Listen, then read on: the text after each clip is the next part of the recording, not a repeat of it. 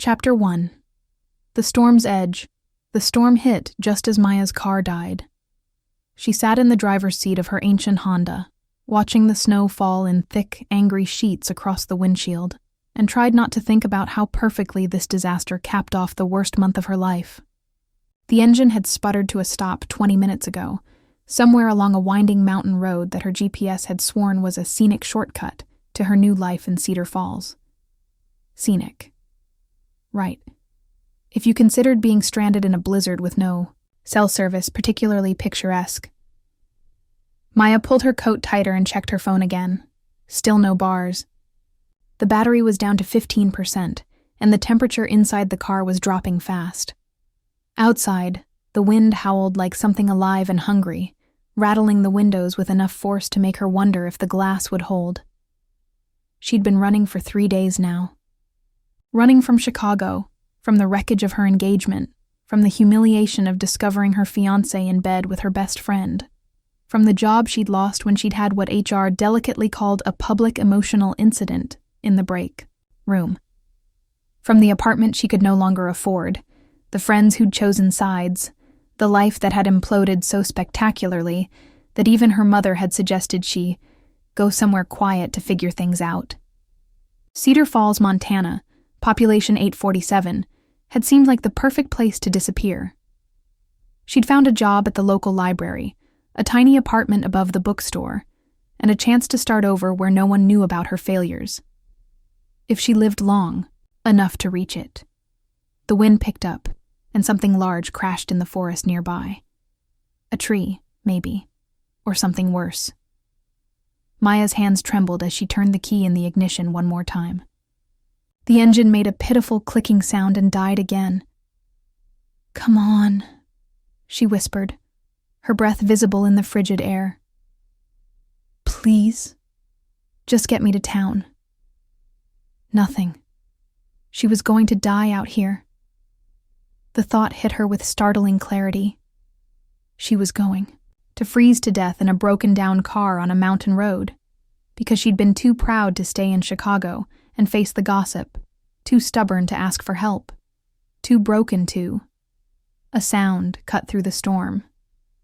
Low and rhythmic, almost like breathing. Maya froze, listening. There it was again, closer now. Her heart hammered against her ribs as she peered through the snow-covered windows, trying to see what was out there. The sound came again, and this time she was sure. Footsteps. Heavy ones, crunching through the snow with deliberate purpose. Maya's mouth went dry. She was miles from the nearest house, in the middle of a blizzard that should have kept any sane person indoors, which meant whoever was walking toward her car probably wasn't sane, or wasn't a person at all. The stories she'd heard about these mountains flickered through her mind. Local legends about things that hunted in the dark. Creatures that looked human until they didn't. She'd dismissed them as small-town folklore meant to scare tourists. Now, with something circling her car in the storm, those stories felt a lot less fictional. A shadow moved past her driver's side window, tall and broad-shouldered. Maya's breath caught.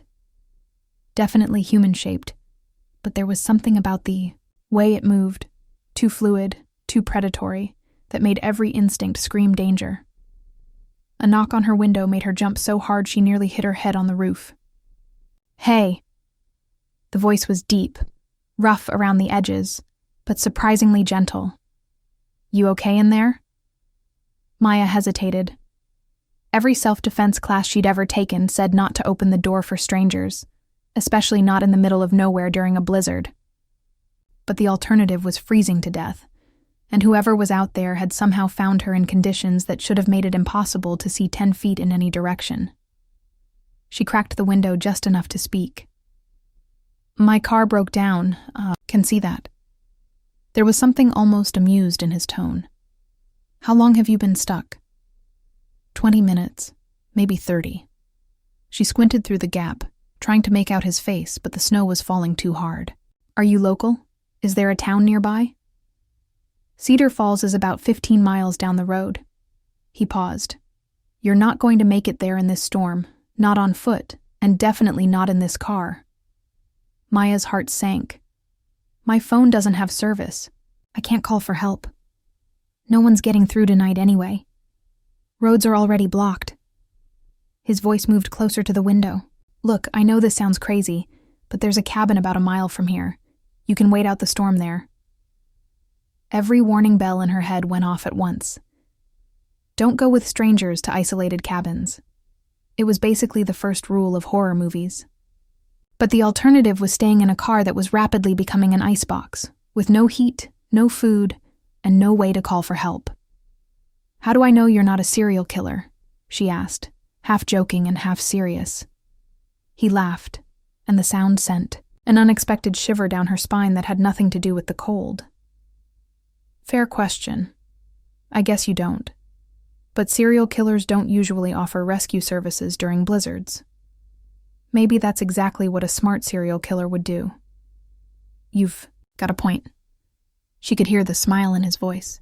Tell you what, you can keep my knife. Something metallic tapped against the window. Maya looked down to see a hunting knife in a leather sheath being held up for her inspection. Your knife? My knife. Consider it collateral. If I try anything sketchy, you can stab me with it. It was such an absurd offer that Maya almost laughed despite her fear. Who gave their weapon to a potential victim? Either he was genuinely trying to help, or he was confident enough in his abilities that he didn't need a knife to overpower her. She really hoped it was the former. Okay, she said finally. But I'm keeping the knife. Wouldn't expect otherwise. Maya turned off the car and grabbed her purse and overnight bag. Her hands shook as she reached for the door handle, and she took a deep breath before opening it. The wind hit her like a physical blow, stealing her breath and nearly knocking her off balance. Snow whipped around her in blinding swirls, and the cold bit through her coat like it was made of tissue paper. A strong hand caught her elbow, steadying her. This way. Stay close. She looked up and got her first clear look at her rescuer. He was tall, well over 6 feet, with dark hair that looked black in the stormlight, and eyes that seemed to catch and hold what little light there was. His face was all sharp angles and hard lines, handsome in a dangerous sort of way that made her think of wolves and winter nights. He wore a heavy coat that looked military issue, and despite the howling wind and driving snow, he moved through the storm like he owned it. I'm Kai, he said, raising his voice to be heard over the wind. Maya. He nodded and started walking, keeping one hand on her arm to guide her. The snow was already knee-deep and getting deeper, but he seemed to know exactly where to step. Maya struggled to keep up, her city boots slipping on the uneven ground. More than once, only Kai's grip kept her from falling. How can you see where you're going? She called out. Practice, he called back. Almost there. Almost there turned out to be another 10 minutes of fighting through the worst storm Maya had ever experienced. By the time a dark shape loomed out of the swirling snow, she was shivering so hard her teeth were chattering, and her feet had gone numb inside her boots. The cabin was larger than she'd expected, a solid, 2-story structure that looked like it had been built to withstand exactly this kind of weather. Warm yellow light glowed in the windows, promising heat and shelter. Kai led her up onto a covered porch and pulled open the front door. After you. Heat rushed out to greet them, and Maya nearly sobbed with relief as she stepped inside. The cabin was rustic but comfortable, all exposed beams and stone walls with a fire crackling in a massive fireplace. It smelled like pine and wood smoke and something else, something wild and clean that she couldn't quite identify. Bathrooms upstairs if you want to get out of those wet clothes, Kai said, shaking snow from his coat. I'll find you something, dry to wear. Maya nodded, still too cold to speak properly. She made her way up a narrow staircase to a small but clean bathroom, where she peeled off her soaked jeans and sweater with numb fingers. Her reflection in the mirror looked like something from a disaster movie. Pale skin, blue lips, dark hair, plastered to her skull. She was toweling off when she heard Kai moving around downstairs, his footsteps heavy on the wooden floors. There was something about the sound that nagged at her. Something not quite right, but she was too tired and cold to figure out what it was. When she came back downstairs, wrapped in the towel, she found a pile of clothes waiting for her on the couch. Thick wool socks, sweatpants, and a flannel shirt that would probably swallow her whole. All of it looked expensive and well-made, and all of it smelled like that same wild, clean scent she'd noticed when she first walked in. "Thank you," she called toward the kitchen, where she could hear him moving around. "Coffee's almost ready," he called back. "How do you take it?" "Black." She pulled on the clothes quickly. The sweatpants were about 6 sizes too big, but they were warm and dry, and that was all that mattered. The flannel shirt hung to her knees, but it was soft and smelled like... Maya paused, holding the collar to her nose. The scent was stronger here, and she finally recognized what it reminded her of: forest floors and night air and something distinctly masculine. It was intoxicating in a way that made her feel slightly dizzy. Chapter 2. Secrets in the Firelight. Maya woke to the sound of silence. After hours of listening to the storm howl against the cabin walls, the sudden quiet was almost unsettling. She lay still for a moment, trying to orient herself in the unfamiliar darkness. The couch was more comfortable than she'd expected, and someone had covered her with a thick wool blanket while she slept. Someone. Kai. The memory of falling asleep by the fire came back slowly. They'd talked for hours, or rather, she'd talked while he listened with that unsettling intensity of his. She'd found herself telling him about her job at the library, her love of old books, even bits about her disastrous engagement that she hadn't meant to share. He'd been a good listener, asking just the right questions to keep her talking, but revealing almost nothing about himself in return. Now, in the pre-dawn darkness, she wondered what she'd been thinking. Opening up to a complete stranger wasn't like her. At least, it hadn't been like her before her life fell apart. Maybe that was what rock bottom did to a person. Made them grateful for any kindness, even from someone who might be dangerous. A soft sound from the kitchen caught her attention. Maya sat up, pushing her hair out of her face, and saw warm light spilling from the doorway. The smell of coffee and something that might have been bacon drifted through the air, making her stomach growl loudly enough to embarrass her. "You're awake." Kai's voice came from the kitchen, low and amused. "Hungry?" Maya wrapped the blanket around her shoulders and padded toward the kitchen on sock-covered feet. She found him standing at the stove, stirring something in a cast-iron pan. He'd changed clothes again, dark jeans and a thermal shirt that clung to his broad shoulders. His hair was still damp, like he'd recently showered, and he moved around the kitchen with the easy confidence of someone completely at home. "You didn't have to cook," she said, though the smell was making her mouth water. "I was making breakfast anyway." He glanced over his shoulder at her, and something flickered in his expression when he saw her wrapped in his blanket. "How did you sleep?" "Better than I have in weeks." It was true, despite everything. The strange circumstances, the unfamiliar place, the fact that she was alone with a man she barely knew.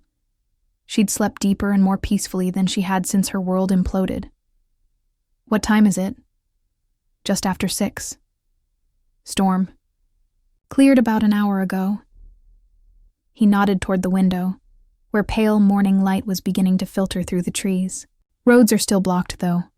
It'll be a few hours before the plows make it up this far." Maya felt a mix of relief and something else she couldn't quite name. Relief because she wasn't ready to face the real world yet. Something else because spending more time with Kai felt both dangerous and necessary in a way she couldn't explain. "Can I help with anything?" she asked. "Sit. Eat." He turned back to the stove, and Maya couldn't help but notice the way his muscles moved under his shirt as he worked.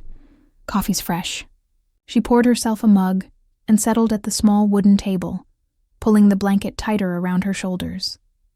The kitchen was warm and cozy, with copper pots hanging from hooks and herbs drying in bundles along the windowsill. It looked like something from a magazine spread about rustic living, except for the fact that everything was clearly functional rather than decorative. "You live here alone?" she asked. "Most of the time." Kai moved to the counter, his back to her as he worked. "Family comes up sometimes, but they prefer town." "And you prefer isolation?" His shoulders tensed slightly. "I prefer quiet." There was something in his tone that warned her not to push, but Maya had never been good at reading social cues when she was genuinely curious. "What do you do for work?" "I mean, being up here alone." "I manage the family's land holdings. Timber, mostly. Some mineral rights." He turned around, holding 2 plates laden with eggs, bacon, and what looked like homemade biscuits. "It's not as isolated as it seems. I'm in town fairly regularly." Maya accepted the plate he offered, their fingers brushing as he handed it to her. The contact sent a jolt of electricity up her arm that had nothing to do with static and everything, to do with the way his skin felt against hers. Warm and rough and strangely familiar. He pulled his hand back quickly, as if he'd felt it too. "This looks amazing," she said, trying to cover the awkward moment. "You didn't have to go to all this trouble." "It's not trouble." Kai settled across from her with his own plate, but Maya noticed he barely touched his food. Instead, he watched, her eat with that same focused intensity that had made her nervous the night before. "Tell me about your job. What made you want to work in a library?" Maya took a bite of the eggs, which were perfect, and considered how to answer. "I've always loved books, and libraries are safe places, you know? Quiet, predictable. No one yells at librarians." "Someone's been yelling at you?"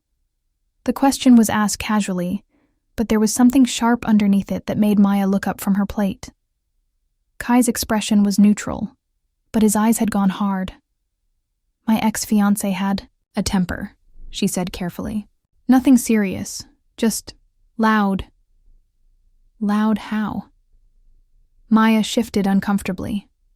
She'd never talked about David's anger issues with anyone, not even her friends.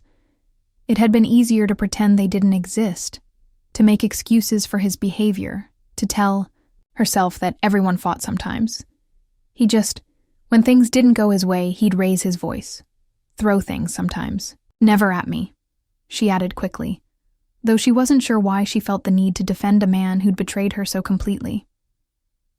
"Just around me." Kai's jaw clenched. "And you thought that was normal?" "I thought it was fixable."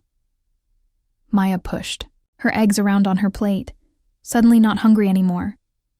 "I thought if I just tried harder, if I was more understanding, It wasn't your fault. Get it together," she told herself. "You've been through enough drama with men to last a lifetime." But when Kai emerged from the kitchen carrying 2 steaming mugs, she felt her resolve waver. He'd changed clothes too, trading his wet coat for a dark sweater that clung to broad shoulders and a chest that suggested he spent more time outdoors than behind a desk. His hair was still damp, and in the firelight, his eyes looked almost golden. "Feeling better?" he asked, offering her one of the mugs. "Much. Thank you."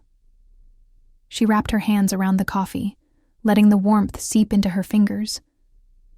"I don't know what I would have done if you hadn't found me." Something flickered across his expression, too quick for her to interpret. "You would have figured something out." "I don't think so. I was pretty much out of options." She took a sip of the coffee and sighed. It was perfect, strong and hot, and exactly what she needed. "How did you find me anyway? I couldn't see anything in that storm." Kai settled into the chair across from her, his own mug cradled in hands that looked like they could break bones without much effort. "I was out checking the property lines when I heard your car die. Sound carries differently in weather like this." It was a reasonable explanation, but something about it felt incomplete. Maya studied his face over the rim of her mug, taking in the sharp cheekbones and the way his eyes seemed to reflect the firelight like an animal's. "What kind of property do you have up here?" she asked. "Family land. We've owned these mountains for generations." He took a long drink of his coffee. "What brings you to Cedar Falls?" "Most people are trying to get out of small towns, not into them." Maya felt her chest tighten. Fresh start, new job at the library. Running from something? The question was asked casually, but his eyes were anything but casual. They were focused on her with an intensity that made her feel like prey being studied by a predator. "Isn't everyone?" she deflected. Kai smiled, but it didn't reach his eyes. "Fair enough." They sat in comfortable silence for a while, listening to the storm rage outside and the fire crackle in the hearth. Maya found herself relaxing for the first time in weeks. There was something about Kai's presence that made her feel safe despite all the warning signs. Maybe it was the way he'd given her his knife without hesitation, or the gentleness in his voice when he'd found her stranded. Or maybe it was just that after everything she'd been through, her judgment was completely shot. "The storm should clear by morning," Kai said eventually. "I can give you a ride to town then."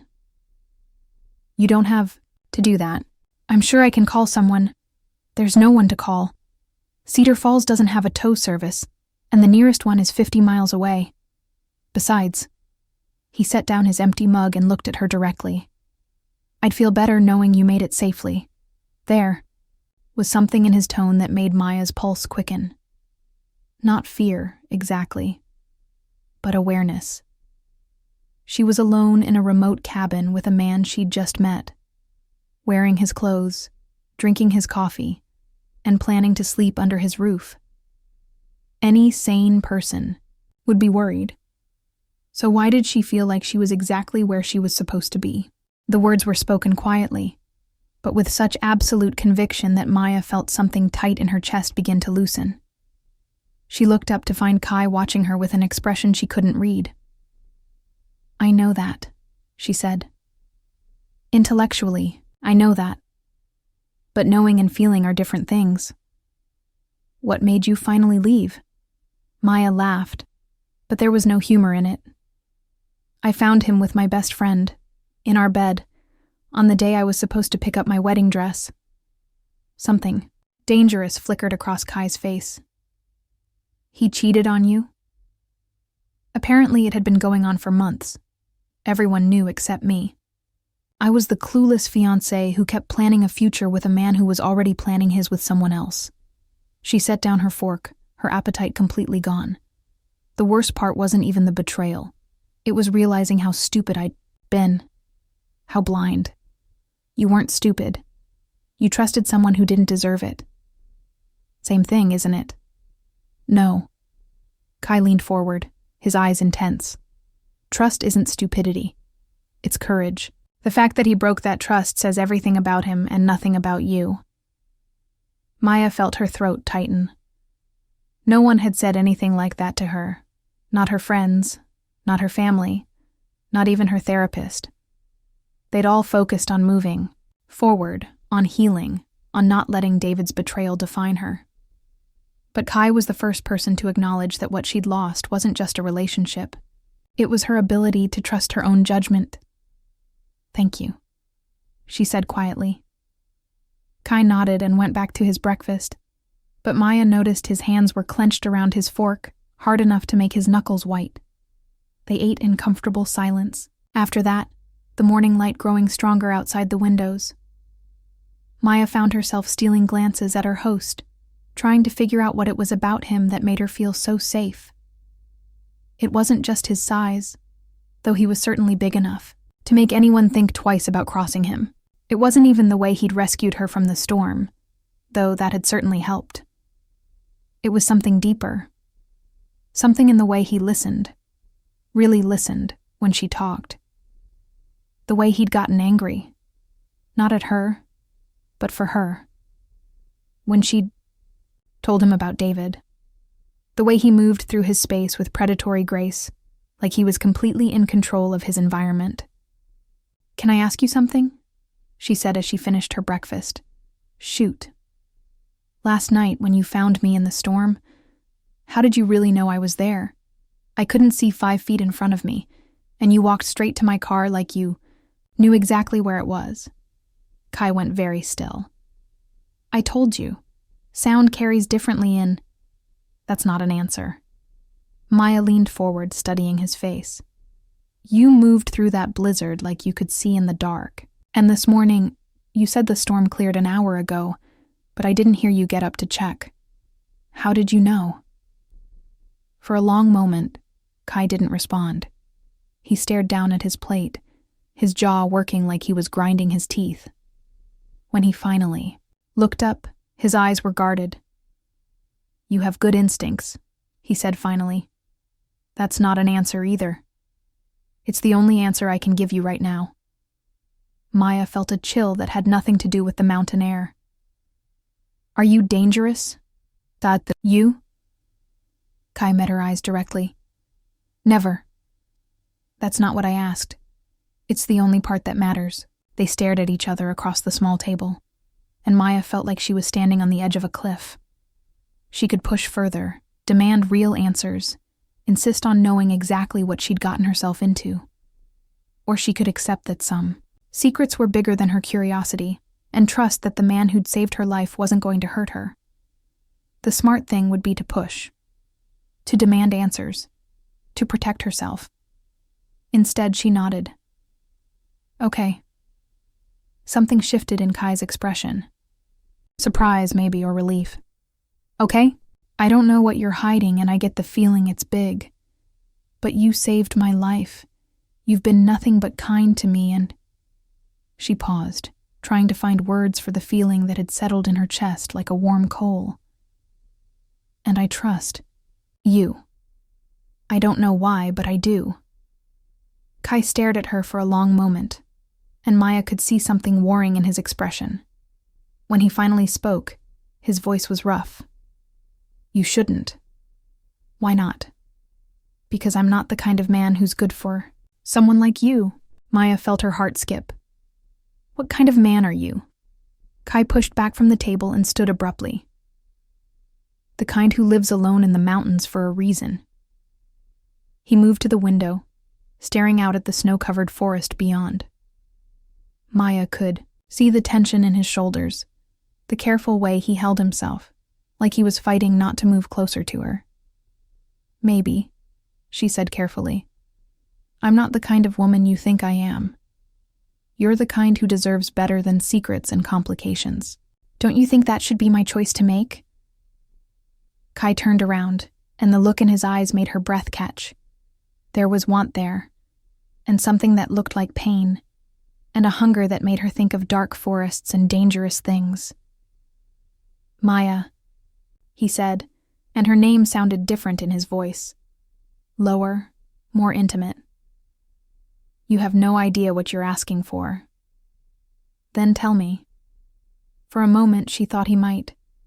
His mouth opened like he was going to say something important, something that would change everything between them.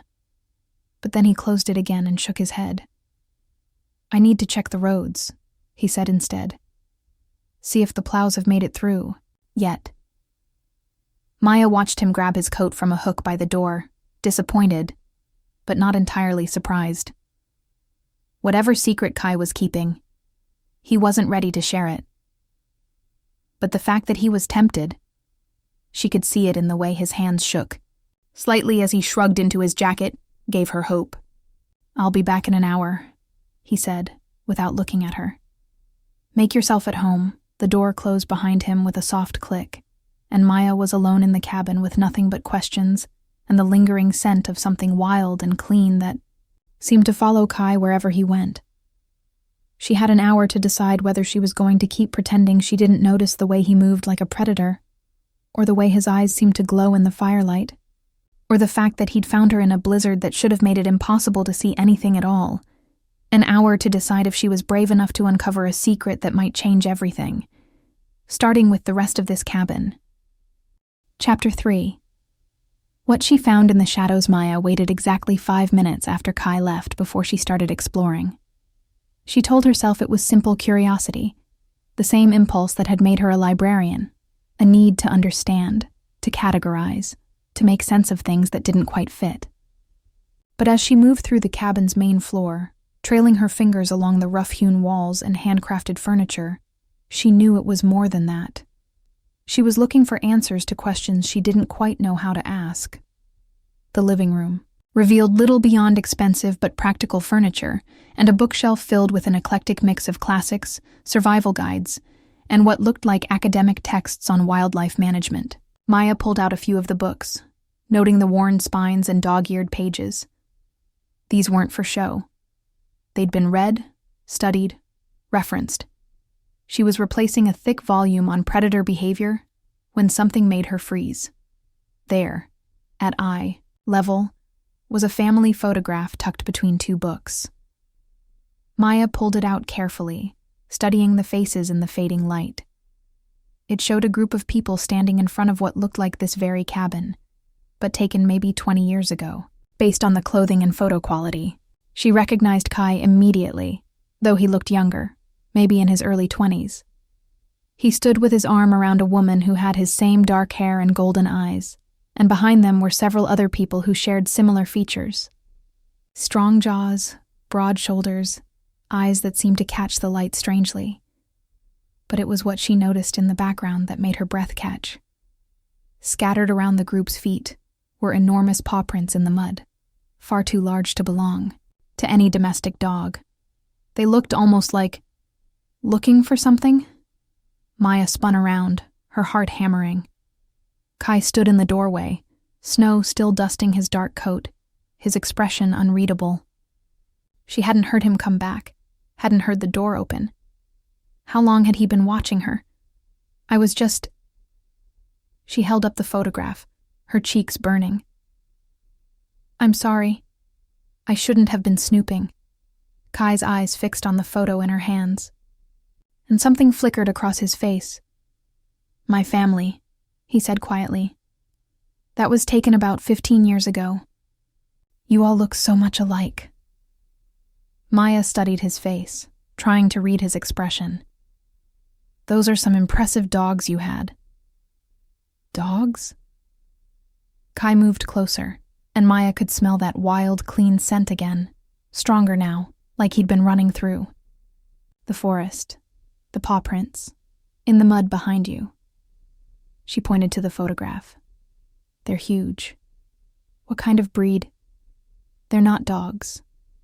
The words were spoken so quietly that Maya almost didn't catch them. When she looked up, Kai was standing close enough that she could see the gold flecks in his eyes, close enough that she could feel the heat radiating from his body. Then what? Maya. Her name was a warning. Some questions don't have answers you're ready to hear. She should have stepped back, should have laughed it off, made a joke about mountain wildlife, changed the subject to something safe. Instead, she found herself moving closer. Try me. For a long moment, they stood frozen in a tableau of tension and possibility.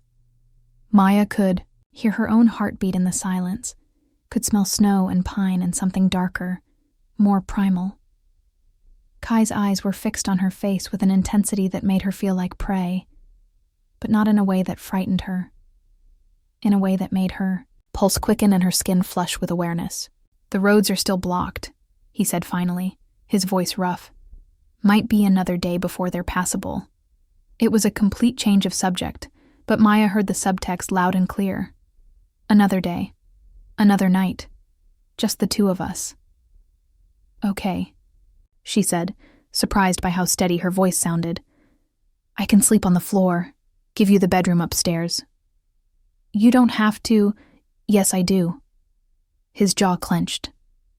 Trust me on this. Maya tilted her head, studying his face. There was something almost desperate in his expression, like he was fighting a battle with himself and losing. What are you so afraid of? I'm not afraid. But his hands were clenched into fists at his sides, and Maya could see the tension vibrating through his entire body. I'm trying to be smart. Smart about what? about not taking advantage of a woman who's been through hell and is stuck in the middle of nowhere with a stranger. Maya felt something warm unfurl in her chest. Even now, even when she could see the want in his eyes, his first concern was for her well-being. When was the last time someone had put her needs before their own desires? "What if I told you I don't feel like I'm with a stranger?"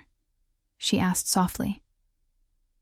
Kai's eyes flashed, literally flashed, like light reflecting off an animal's retina in the dark. "Maya, what if I told you that I've felt safer in the last 24 hours than I have in months?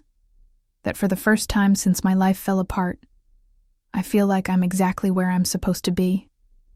"You don't know what you're saying, don't I?" Maya stepped closer, close enough that she had to tilt her head back to meet his eyes. "You saved me from freezing to death. You gave me your clothes, your food, your bed. You listened to me talk about my problems without trying to fix them or tell me what I should have done differently. And when I told you about David, you got angry for me, not at me. That's basic human decency." "No, it's not." Maya reached up and touched his face, her fingers tracing the sharp line of his cheekbone. His skin was fever-warm under her touch, and she felt him shudder. "Basic human decency would have been calling for help and leaving me with the authorities. What you did was take care of me." Kai caught her wrist, his fingers wrapping around it easily. For a moment, Maya thought he was going to push her away, but instead he held her hand against his cheek, his eyes falling closed. "You have no idea what you do to me," he said quietly. "Then show me." His eyes snapped open, meeting hers with an intensity that made her knees weak. "If I do that, there's no going back." Maybe I don't want to go back. For a heartbeat, neither of them moved. Then Kai was kissing her, his mouth claiming hers with a hunger that stole her breath and made her forget everything else. His hands, tangled in her hair, holding her against him as he kissed her like she was air and he was drowning. Maya melted into him, her body responding to his touch with an intensity that shocked her. This wasn't the careful, practiced kisses she'd shared with David. This was raw and desperate and real, like Kai was pouring something essential into her with every brush of his lips. When they finally broke apart, both of them were breathing hard. "This is a mistake," Kai said against her forehead, but his arms tightened around her even as he spoke. "Probably," Maya agreed. "I'm good at those lately." That earned her a rough laugh. "You have no idea." "Then tell me." She pulled back to look at him, her hands fisted in his shirt. "Whatever secret you're keeping, whatever you think is so terrible about yourself, tell me. Let me decide if I can handle it." Kai stared down at her for a long moment, and Maya could see the war playing out in his expression. Want versus caution. Truth versus protection. Finally, he shook his head. "Not yet," he said. "But soon, I promise." Maya wanted to push, wanted to demand answers right now while the moment was raw and honest between them. But something in his expression stopped her. He wasn't refusing out of lack of trust. He was refusing out of fear. Not for himself, but for her. "Okay," she said finally. "But I'm not fragile, Kai. Whatever you think you need to protect me from, I'm stronger than I look." "I know you are." His thumb traced along her cheekbone, his touch impossibly gentle for such large hands. "That's what scares me."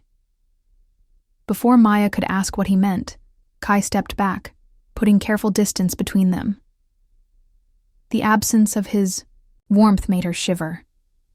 "I should check the generator," he said, his voice carefully neutral. "Make sure we have enough fuel if the power goes out." Maya nodded, recognizing the deflection for what it was. Whatever moment they'd just shared, Kai needed time to process it. She could give him that. For now. "I'll clean up the breakfast dishes," she offered. "You don't have to. I want to help." She smiled, trying to ease some of the tension still, vibrating between them. "Besides, it's the least I can do after you saved my life." Kai studied her face for a moment, then nodded. Generators in the shed out back. I'll be about 20 minutes. Take your time. Maya watched him leave, noting the careful way he moved, like he was fighting not to turn around and come back to her. When the door closed behind him, she let out a shaky breath and touched her lips, which were still tingling from his kiss. She was in trouble. Big, complicated, probably going to end badly trouble. But for the first time since her life had imploded, she didn't care about being smart or safe or sensible. She cared about a man who moved like a predator and kissed like salvation, who had secrets in his eyes and gentleness in his touch. A man who lived alone in the mountains for reasons he wouldn't share, but who had saved her life without hesitation. As she gathered the breakfast dishes, Maya found herself humming, something she hadn't done in months. Outside, she could hear the sound of Kai moving around the generator shed, and the noise was oddly comforting. Like the sound of someone taking care of things, taking care of her. She was loading plates into the dishwasher when she heard it, a sound that made her freeze with a coffee mug halfway to the sink. It was a howl, low and mournful, echoing through the forest like a ghost. But it wasn't coming from the distance. It was coming from right outside the cabin. Maya moved to the kitchen window, her heart hammering. The generator shed was clearly visible from here, and she could see Kai working inside it, his back to her as he bent over some piece of machinery. So, what was howling in his yard? As if summoned by her thought, a massive shape moved between the trees at the edge of the clearing. Maya pressed her face to the glass, trying to get a better look, and felt her breath catch. It was a wolf. The biggest wolf she'd ever seen, with dark fur and eyes that seemed to glow even in the daylight. It stood at the tree line, watching the cabin, and even from this distance, Maya could see the intelligence in its gaze. This wasn't some wild animal passing through. This was something else entirely. The wolf's head turned toward the generator shed, and Maya saw Kai straighten up inside the small building. He turned toward the window, and for just a moment, their eyes met across the distance. He couldn't possibly see the wolf from where he was standing. The shed faced away from the tree line, and the animal was partially hidden by the trees. But somehow, Maya knew he was aware of it anyway. The wolf let out another howl, shorter this time, almost like a greeting, and Maya would have sworn she saw Kai nod in acknowledgement before turning back to his work. When she looked back toward the trees, the wolf was gone. Chapter 4. The truth between them. Maya was still staring out the kitchen window when Kai returned, her mind racing with questions she wasn't sure she wanted answered. The coffee mug sat forgotten in her hands, growing cold as she tried to make sense of what she'd witnessed. A wolf. A massive, intelligent wolf that had appeared the moment Kai went outside, howled like it was announcing itself, and then vanished when he acknowledged it. In broad daylight, in a place where wolves weren't supposed to exist anymore. Everything. Okay? Kai's voice came from behind her, carefully neutral. Maya turned around, studying his face. He looked normal. No signs of the supernatural awareness she was certain she'd witnessed. But there was tension in his shoulders that hadn't been there when he left, and his eyes kept darting toward the window. I saw something, she said carefully. Kai went very still. What kind of something? A wolf. A big one. It was watching the cabin. Wolves don't usually come this close to human habitation. His tone was measured, but Maya caught the slight emphasis on usually. You sure it wasn't a dog? I know the difference between a wolf and a dog. Maya set down her mug and crossed her arms. This thing was enormous, Kai, and it was looking at the cabin like it knew exactly what it was doing here. Mountain wildlife can be unpredictable. The storm probably displaced some animals from their normal territory. It was a reasonable explanation, logical, the kind of thing anyone would say in this situation. So why did it feel like a lie?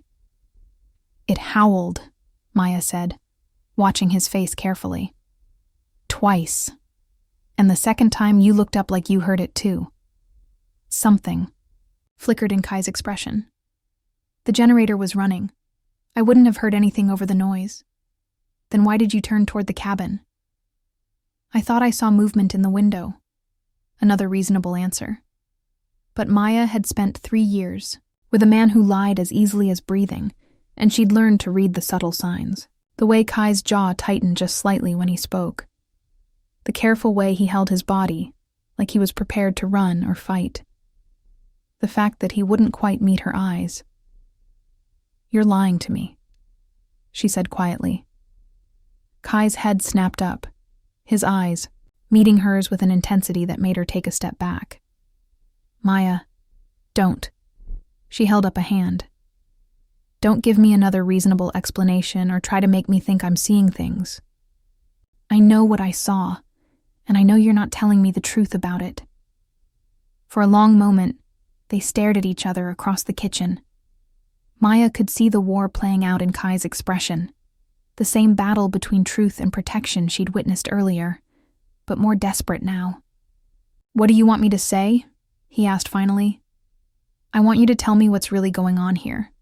I want you to explain how you found me in a blizzard when you shouldn't have been able to see 10 feet in front of you. I want to know why your eyes do that thing where they seem to glow.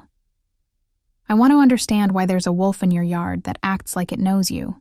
And if the truth is something you can't handle? Maya felt a flash of irritation. Stop treating me like I'm made of glass. I've been through hell and back in the last few months.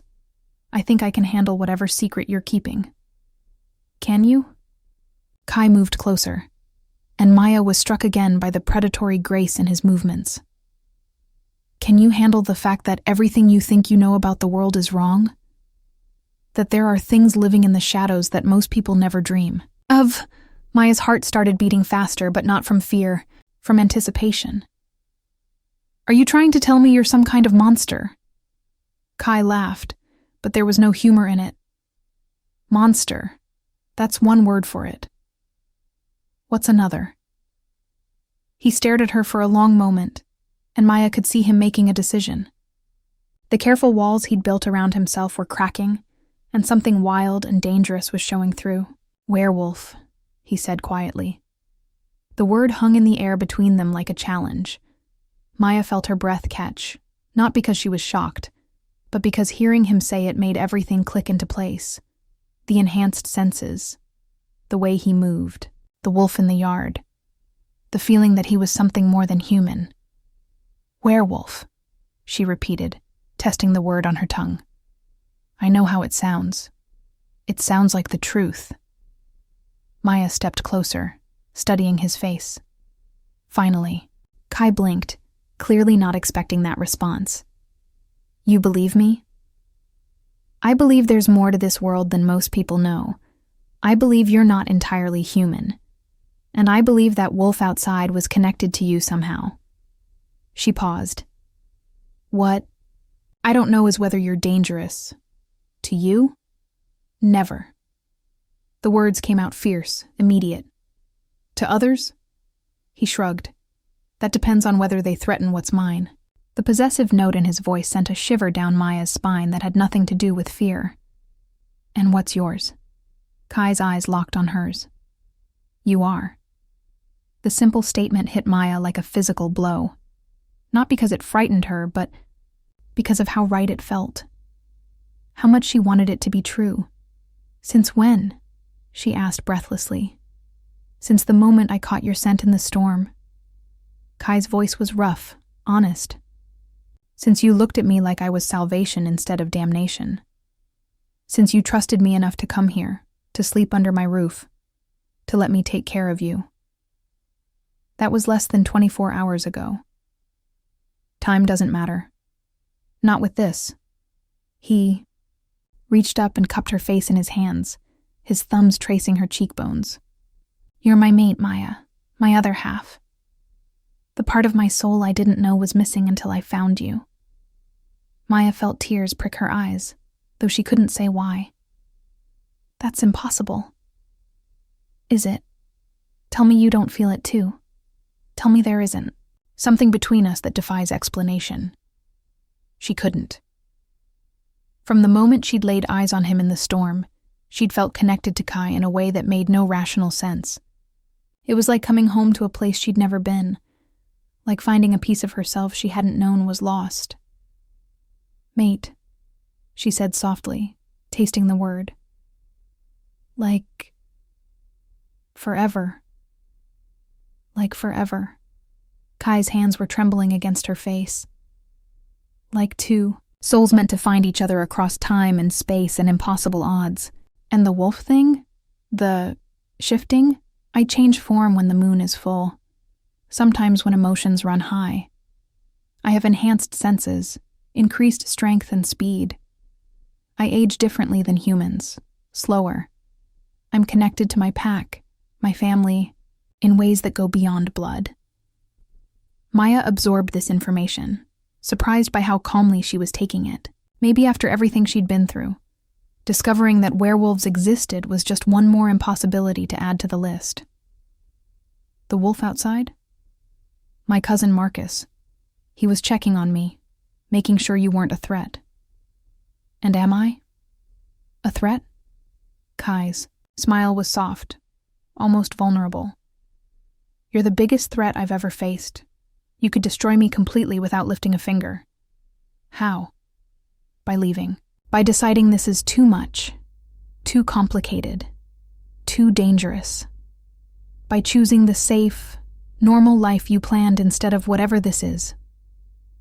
Maya stared up at him, seeing the fear in his eyes. Not fear of her, but fear of losing her. This strong, dangerous man who could apparently turn into a wolf was terrified that she would walk away. The realization gave her a sense of power she hadn't felt in months. What if I told you I don't want safe anymore? She said quietly. What if I told you that normal got me a cheating fiancé and a life that imploded the moment I stopped pretending everything was fine?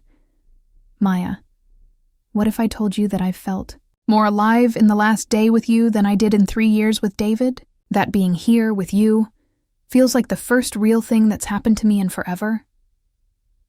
Kai's eyes flashed gold, and this time Maya was close enough to see that it wasn't a trick of the light. His pupils dilated and contracted, and for just a moment, she could see the wolf looking out at her through human eyes. Say it, he said roughly. Say what you're thinking. I think I'm falling in love with a werewolf, Maya whispered, and I think that should terrify me, but it doesn't. It feels like the most natural thing in the world. Kai kissed her then, desperate and hungry and full of relief. Maya kissed him back, pouring all her newfound certainty into the contact. This was right. This was real. This was what she'd been searching for without knowing it. When they broke apart, both of them were breathing hard. There's more, Kai said against her lips. Things you need to know about my world, my pack, dangers you'll face if you choose this life. Tell me later. Maya's hands fisted in his shirt, holding him close. Right now, I just want to be here with you. No more secrets, no more walls, just us. Just us, Kai agreed. But there was something in his tone that made Maya pull back to look at him. What is it? The pack will want to meet you. Soon. And my alpha. He paused, choosing his words carefully. He's not going to be happy that I've claimed a human mate without permission. What does that mean? It means our problems are just beginning. Kai's arms tightened around her. But it also means I'll fight anyone who tries to take you from me. Pack law, alpha commands, the whole supernatural world if I have to. Maya felt a chill of foreboding, but also a thrill of excitement. Her safe, predictable life was officially over. In its place was something wild and dangerous and completely unknown. When do I meet them? She asked. Tomorrow. Marcus will report back to the Alpha about you, and he'll want to see you for himself. Will you be there? Every step of the way. Kai's voice was fierce with promise, I won't leave your side. Maya nodded, trying to project confidence she didn't entirely feel. Okay, I can do this. You can do anything. Kai's smile was proud and tender. You're stronger than you know, Maya. Stronger than they expect. Outside, another howl echoed through the forest, longer this time, more complex.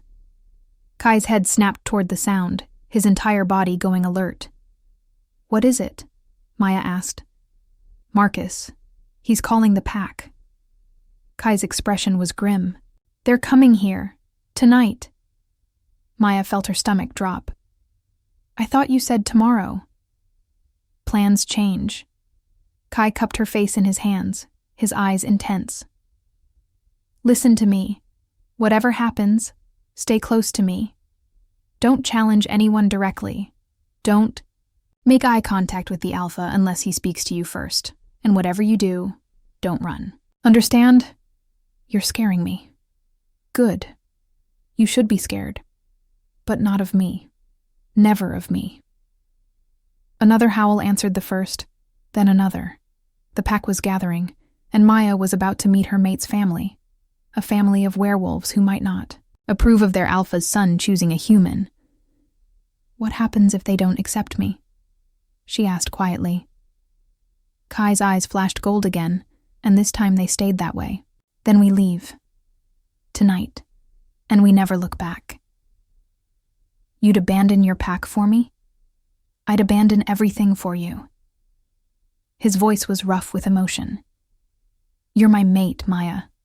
That means you come first. Always. Maya stared up at him, overwhelmed by the intensity of his devotion. A day ago, she'd been a broken woman fleeing the wreckage of her old life. Now she was the claimed mate of a werewolf, about to face a supernatural pack that might decide her fate. It should have been terrifying. Instead, with Kai's arms around her and his promise ringing in her ears, it felt like the beginning of the adventure she'd been waiting for her whole life. Chapter 5. The pack arrives. The first wolf appeared at the edge of the clearing just as the sun began to set. Maya watched from the cabin's front window as a sleek gray form materialized from between the trees, moving with liquid grace across the snow-covered ground. It was smaller than the dark wolf she'd seen earlier, Marcus, she reminded herself, but no less impressive. Behind it came another, this one russet-colored with intelligent amber eyes that seemed to take in every detail of the cabin and its surroundings. How many are coming? Maya asked, trying to keep her voice steady. Kai stood behind her, close enough that she could feel the heat radiating from his body. 7, including Marcus. My immediate family and the Alpha's inner circle. And the Alpha? We'll arrive last. It's protocol.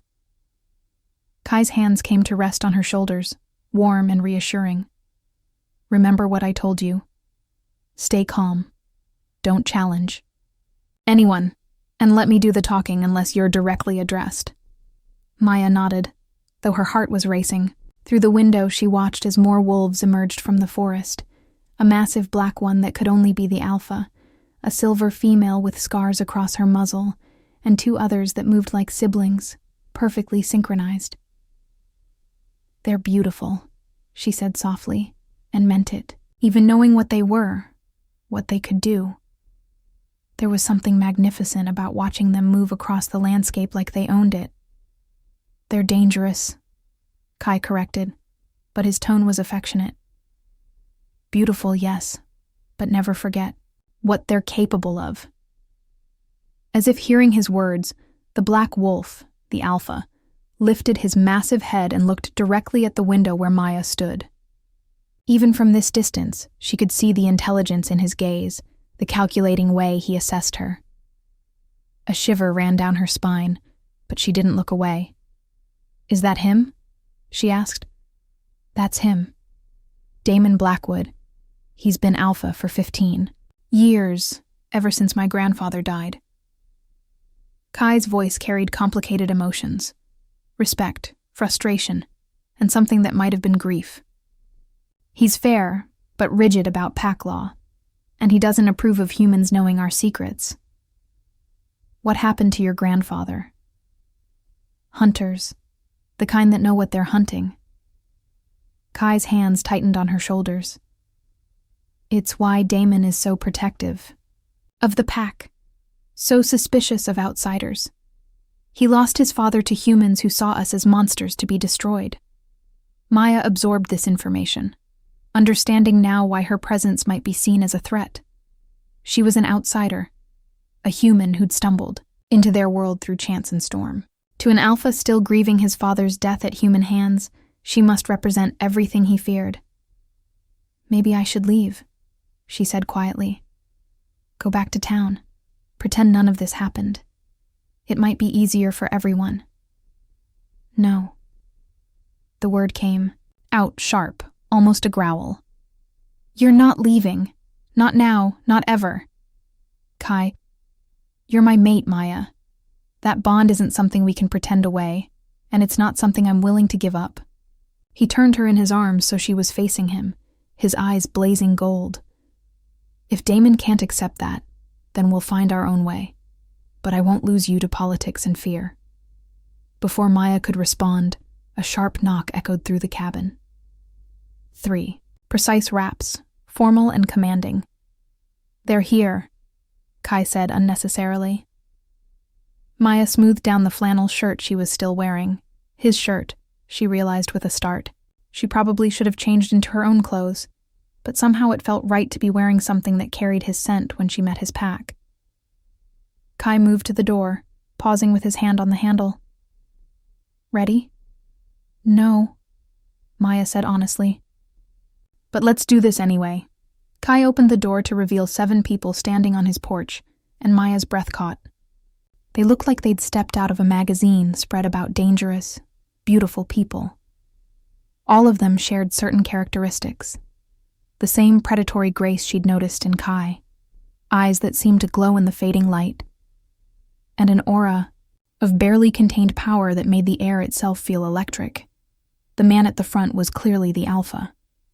He was tall and broad-shouldered like Kai, but older, with silver threading through his black hair and lines around his eyes that spoke of years spent making hard decisions. When his gaze fixed on Maya, she felt like a rabbit being studied by a hawk. Kai, the alpha said, his voice deep and commanding. You've been busy. Damon? Kai's tone was respectful but not deferential. Thank you for coming. Did I have a choice? Damon's eyes never left Maya's face. When Marcus reported that you'd claimed a human mate without pack approval, I thought, he must be mistaken. He wasn't mistaken. No, Damon agreed, stepping closer. I can smell your bond on her, which raises the question of what exactly you think you're doing. Maya felt her temper flare at being discussed like she wasn't standing right there. But Kai's earlier warnings echoed in her mind. Don't challenge anyone directly. Instead, she straightened her spine and met the alpha's gaze steadily, trying to project calm confidence she didn't feel. May I come in? Damon asked, though it was clearly more command than request. Kai stepped aside, and the pack filed into the cabin with the fluid coordination of a military unit. Maya found herself surrounded by werewolves, all of them studying her with varying degrees of curiosity and suspicion. Maya, Kai said formally, I'd like you to meet my pack, Alpha Damon Blackwood. He gestured to the black-haired man, who inclined his head slightly. My cousin Marcus. The dark-haired man who'd been the wolf in the yard gave her a nod that seemed almost approving. My sister Elena. A stunning woman with long black hair and Kai's same golden eyes smiled at her warmly. Beta Samuel and his mate Catherine. An older couple who radiated quiet authority. And my aunt Lydia. The silver-haired woman with scars stepped forward, her gaze intense but not unfriendly. Everyone, Kai continued. This is Maya Chen. My mate? The formal introduction hung in the air like a challenge. Maya could feel the weight of their attention, the way they were assessing her for weakness, for threat, for worthiness. She's human, Damon said flatly. Yes, Kai replied without hesitation. She knows what we are. Yes. And you claimed her without pack permission. The mate bond doesn't ask for permission. Kai moved closer to Maya, a subtle but clear protective gesture. It simply is. Damon's eyes flashed with something that might have been anger. Pack law requires that a mated pair be recognized and protected, Elena interrupted, smoothly, stepping forward. Which is what Kai is asking for. Maya felt a surge of gratitude toward Kai's sister, even as she sensed the undercurrents of pack politics playing out around her. The law also requires that new pack members be tested for loyalty and strength, Lydia added, her scarred face thoughtful. A human mate presents unique challenges. What kind of tests? Maya asked, speaking for the first time since they'd arrived.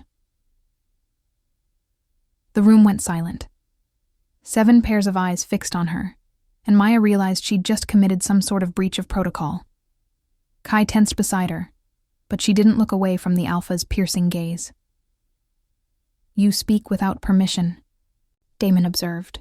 I ask questions when my future is being discussed, Maya replied, keeping her voice level. I'd think that would be considered reasonable. A smile tugged at the corner of Marcus's mouth, quickly suppressed. Elena looked openly impressed. Even Damon's expression shifted slightly, becoming more intrigued than annoyed. She has spirit, Catherine murmured to her mate. Spirit can be dangerous in a human, Samuel replied, but his tone was more thoughtful than critical. What kind of tests?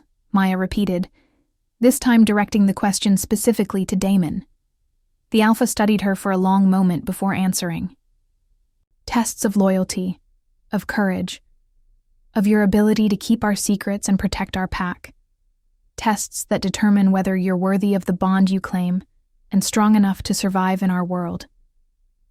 And if I fail, then you'll be given the choice to leave and never return, with your memories of us altered to protect pack security. Maya felt ice in her veins. You can do that? Change memories? We have our methods, Damon said quietly.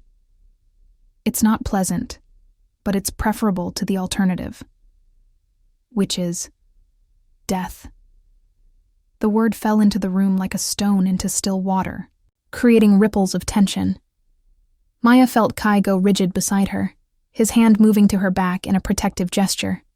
No one threatens my mate, he said, his voice carrying the hint of a growl. I'm not threatening, Damon replied calmly. I'm explaining reality. Our world has rules, Kai. Rules that exist to protect us from exposure, from persecution, from extinction. When those rules are broken, there are consequences. The mate bond supersedes pack law, Kai insisted. Does it? Damon stepped closer, his presence suddenly overwhelming. Or is that just what you want to believe because you've found a pretty human who makes you feel things you've never felt before? Maya saw red. Without thinking, she stepped forward, putting herself between Kai and his Alpha. Don't, she said sharply, her voice cutting through the tension like a blade. Don't you dare diminish what's between us like it's some kind of infatuation. I may be human, but I'm not stupid, and I'm not weak. If you want to test me, then test me, but don't insult either of us by pretending this is anything less than what it is. The silence that followed was deafening. Maya could hear her own heartbeat, could feel the weight of 7 predators watching her with new attention. She'd just challenged the Alpha directly, breaking every rule Kai had given her, but she couldn't bring herself to regret it. Damon stared at her for what felt like an eternity, his expression unreadable. Then, slowly, he smiled. Well, he said softly, this should be interesting. Damon, Kai started. She'll be tested, the Alpha said, his decision final. 3 trials, as is traditional for potential pack members. If she passes, she'll be welcomed as your mate and granted pack protection. If she fails, he shrugged, We'll discuss alternatives." "What kind?" "Of trials?" Elena asked, voice sharp with concern. "The same ones any potential pack member faces. Trial of courage, to test her bravery in the face of danger. Trial of loyalty, to test her commitment to pack above self. And trial of truth, to ensure she can be trusted with our deepest secrets." Maya's mouth went dry. "When?" "Tomorrow night. The full moon rises, and the pack will gather for the monthly hunt. You'll face your trials then, under Luna's witness." "The full moon?" Maya repeated, understanding dawning. "You'll all be wolves." "Yes," Damon confirmed. "And you'll be the only human in a gathering of predators, proving you belong among us." Maya felt terror and excitement war in her chest in equal measure. Tomorrow night, she would either be accepted into a pack of werewolves or face consequences she didn't want to think about. "I accept," she said firmly. Kai's hand found hers, squeezing tight. "We accept." Damon nodded slowly. "Then it's settled. Tomorrow night, Maya Chen, you'll discover whether you're truly worthy of the bond you claim." As the pack began to file out of the cabin, Elena paused beside Maya. "For what it's worth," she said quietly, "I hope you pass. Kai's been alone too long." Maya squeezed Kai's hand tighter as the door closed behind the last pack member, leaving them alone with the weight of what was coming. 24 hours to prepare for trials that would determine her entire future. 24 hours to prove she was strong enough to be the mate of a werewolf. She just hoped it would be enough. Chapter 6. Before the storm. The silence that followed the pack's departure felt heavier than the blizzard that had brought Maya to this cabin. She stood by the window, watching the last wolf disappear into the forest, her hand still clasped tightly in Kai's. "Well," she said finally, "that could have gone worse." Kai turned to stare at her, his expression somewhere between admiration and horror.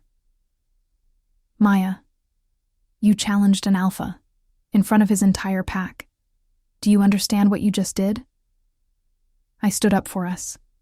She faced him fully, chin raised. "He was dismissing our bond like it was some kind of teenage crush. I wasn't going to let him. He could have killed you, right there, in front of everyone, and been justified under pack law." Maya felt a chill, but she pushed it down. "But he didn't." "No," Kai agreed, his voice soft with wonder. "He didn't. He was impressed." "How do you know?" "Because you're still breathing. And because Damon Blackwood doesn't smile at people who displease him." Kai pulled her into his arms, holding her tight against his chest. "God, Maya, when you stepped between us, I thought my heart was going to stop."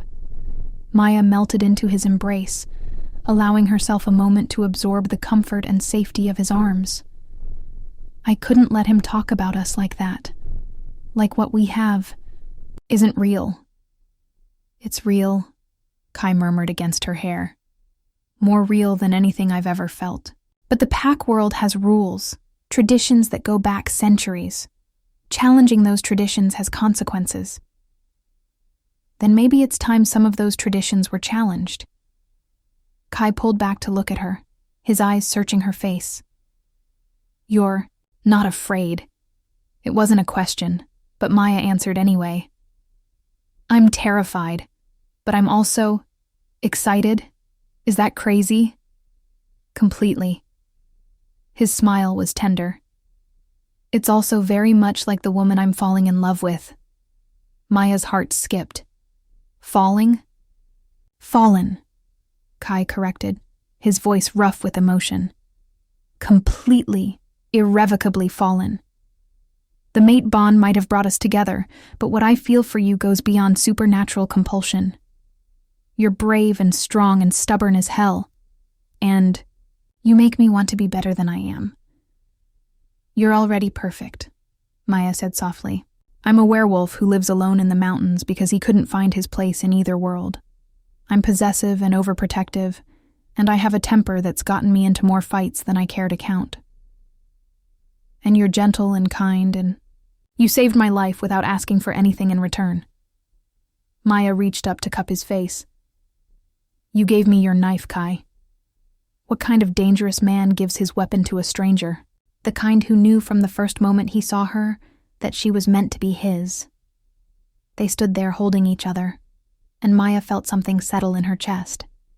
Fear for tomorrow, yes, but also a deep certainty that she was exactly where she belonged. Tell me about the trials, she said eventually. Kai's arms tightened around her. I wish I could, but the details are kept secret until the moment they begin. All I know is that they'll test different aspects of your character and ability. Has anyone ever failed? Yes. His voice was grim. Not often, but yes. What happened to them? Memory alteration, usually. They're sent away with false memories of how they came to know about us, convinced it was all a dream or hallucination. Kai paused. There have been cases where more permanent solutions were required. Maya shivered. And you think I can pass these tests? I think you're stronger than you know. I think you've already survived more than most people could handle, and you came out the other side intact. Kai's hands framed her face, his thumbs tracing her cheekbones. But Maya, if at any point tomorrow night you want to walk away, say the word. I meant what I said about leaving the pack for you. You'd really do that? Give up your family, your home, everything you've known, in a heartbeat. The conviction in his voice left no room for doubt. My pack is my family, but you're my future. Without you, none of the rest matters. Maya felt tears prick her eyes. No one's ever chosen me before. Not really. Then they were fools. David chose his career over me. My friends chose sides in the breakup, and most of them chose wrong. Even my parents. She trailed off, old hurts surfacing. What about your parents? They loved me, but they always had conditions. Be successful. Be perfect. Don't make waves or cause embarrassment. Maya laughed bitterly. I think they're relieved I moved away. No more public emotional incidents to explain to their friends. Kai's eyes flashed gold. They don't deserve you. Maybe not. But you do. Maya smiled up at him. You see me, Kai, the real me, mess and all, and you want me anyway. I want you because of the mess, not despite it. Your scars, your strength, your stubborn refusal to give up even when everything falls apart. That's what makes you perfect for me. Before Maya could respond, Kai was kissing her again, and she lost herself in the heat and promise of his mouth. This kiss was different from the others. Deeper, more desperate, like he was trying to memorize the taste of her. When they finally broke apart, both of them were breathing hard. We should eat something, Kai said, though he made no move to let her go. You'll need your strength tomorrow. I'm not hungry for food, Maya said, surprised by her own boldness. Kai's eyes darkened. Maya, I know tomorrow might change everything. I know I might not pass the trials. I know there's a chance. This could all be over before it really begins. She pressed closer to him, feeling the heat of his body through their clothes. But right now, in this moment, I'm here with you, and I'm alive, and I'm choosing this. Choosing you. If we do this, there's no going back, Kai warned, but she could see the want in his eyes. The mate bond will be stronger, more permanent. You'll be mine in every way that matters. Good, Maya said firmly, because you're already mine. Kai's control snapped.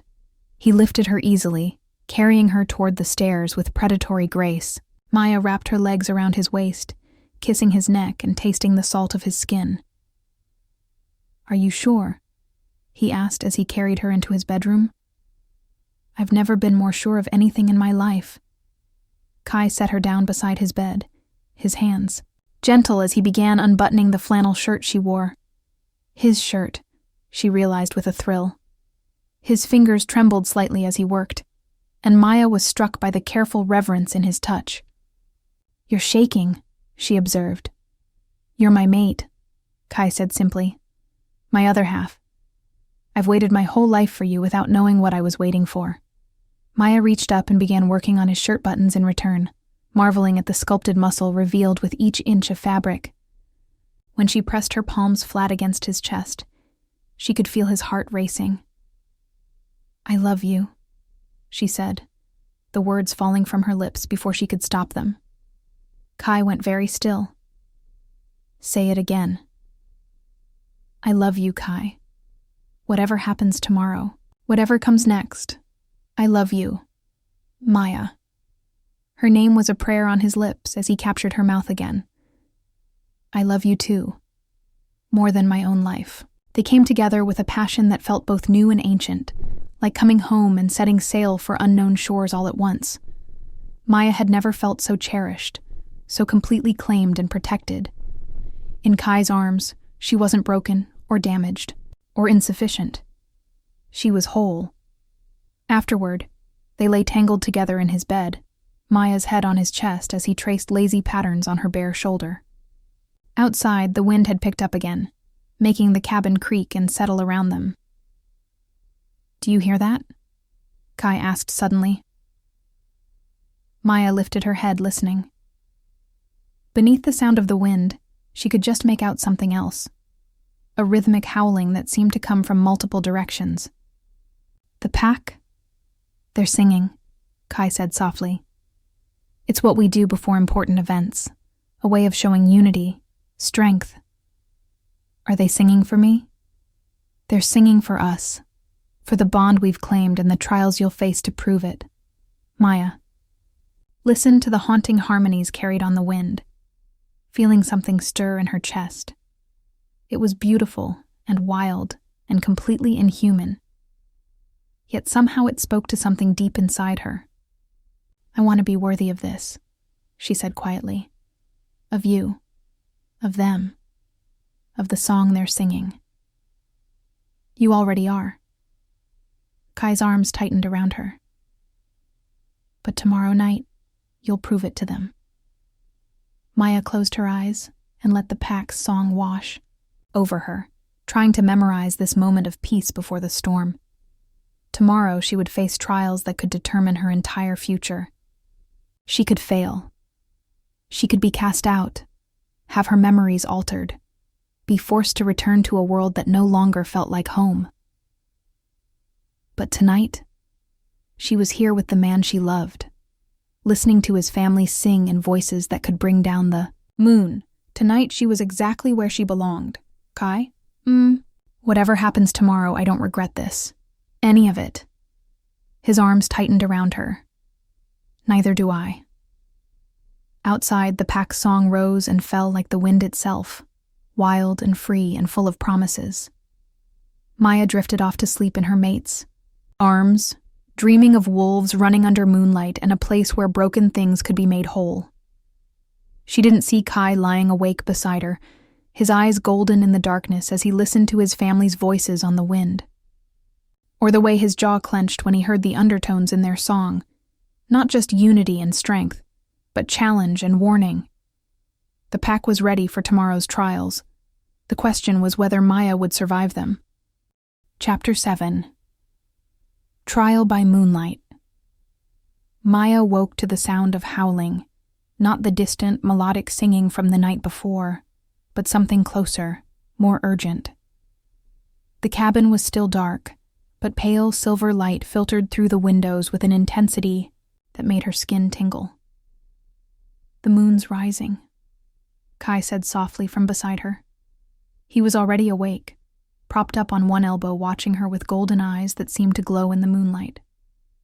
Can you feel it? Maya sat up, suddenly aware of a strange energy thrumming through the air. It felt electric, alive, like the moment before lightning strikes. What is that? Luna's call. On full moon nights, the boundary between our human and wolf selves grows thin. Even humans sensitive to supernatural energy can feel it.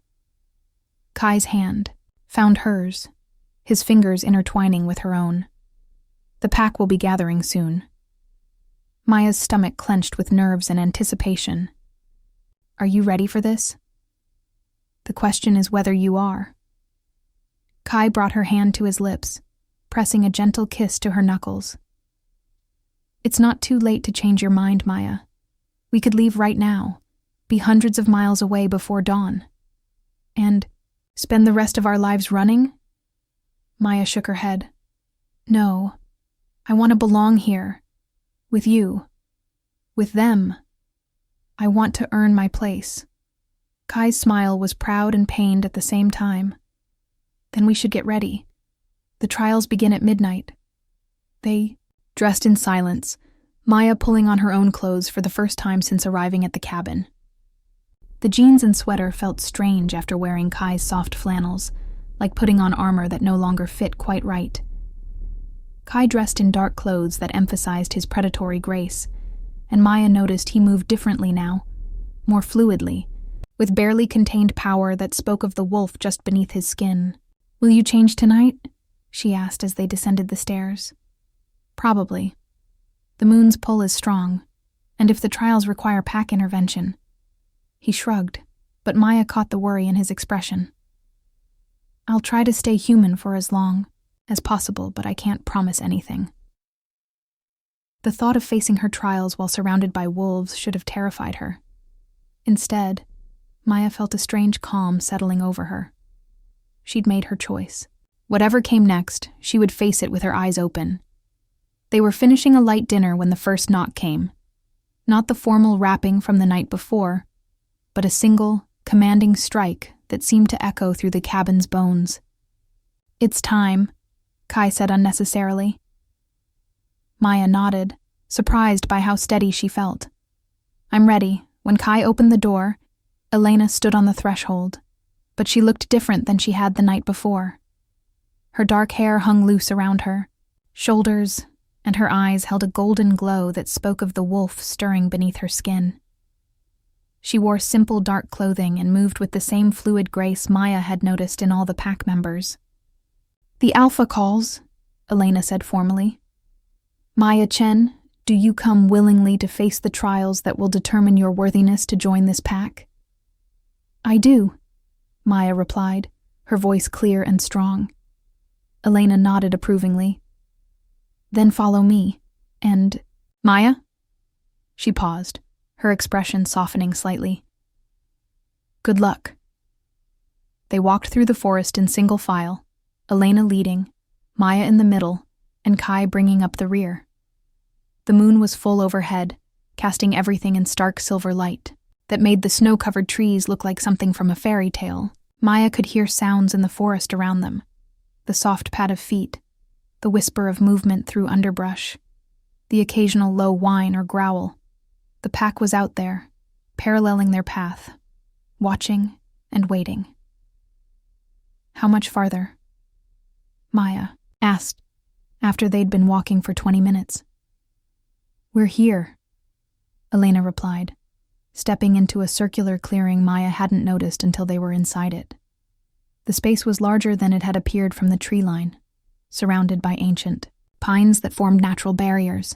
In the center of the clearing, a ring of stones had been arranged around a small fire that cast dancing shadows across the snow, and arranged around the fire, like points of a compass, sat 7 wolves. Maya's breath caught, even having known what to expect. Seeing them all in their wolf forms was overwhelming. They were magnificent, each one easily the size of a small pony, with intelligence gleaming in their eyes and power radiating from their still forms. The largest wolf, coal-black with silver around his muzzle, lifted his massive head as they entered the clearing. Alpha Damon, Maya realized, somehow even more imposing in his wolf form than he'd been as a human. Maya Chen, Elena said formally, you stand before the Blackwood pack on the night of the full moon, seeking acceptance as mate to Kai Blackwood and membership in our family. Do you understand what you ask?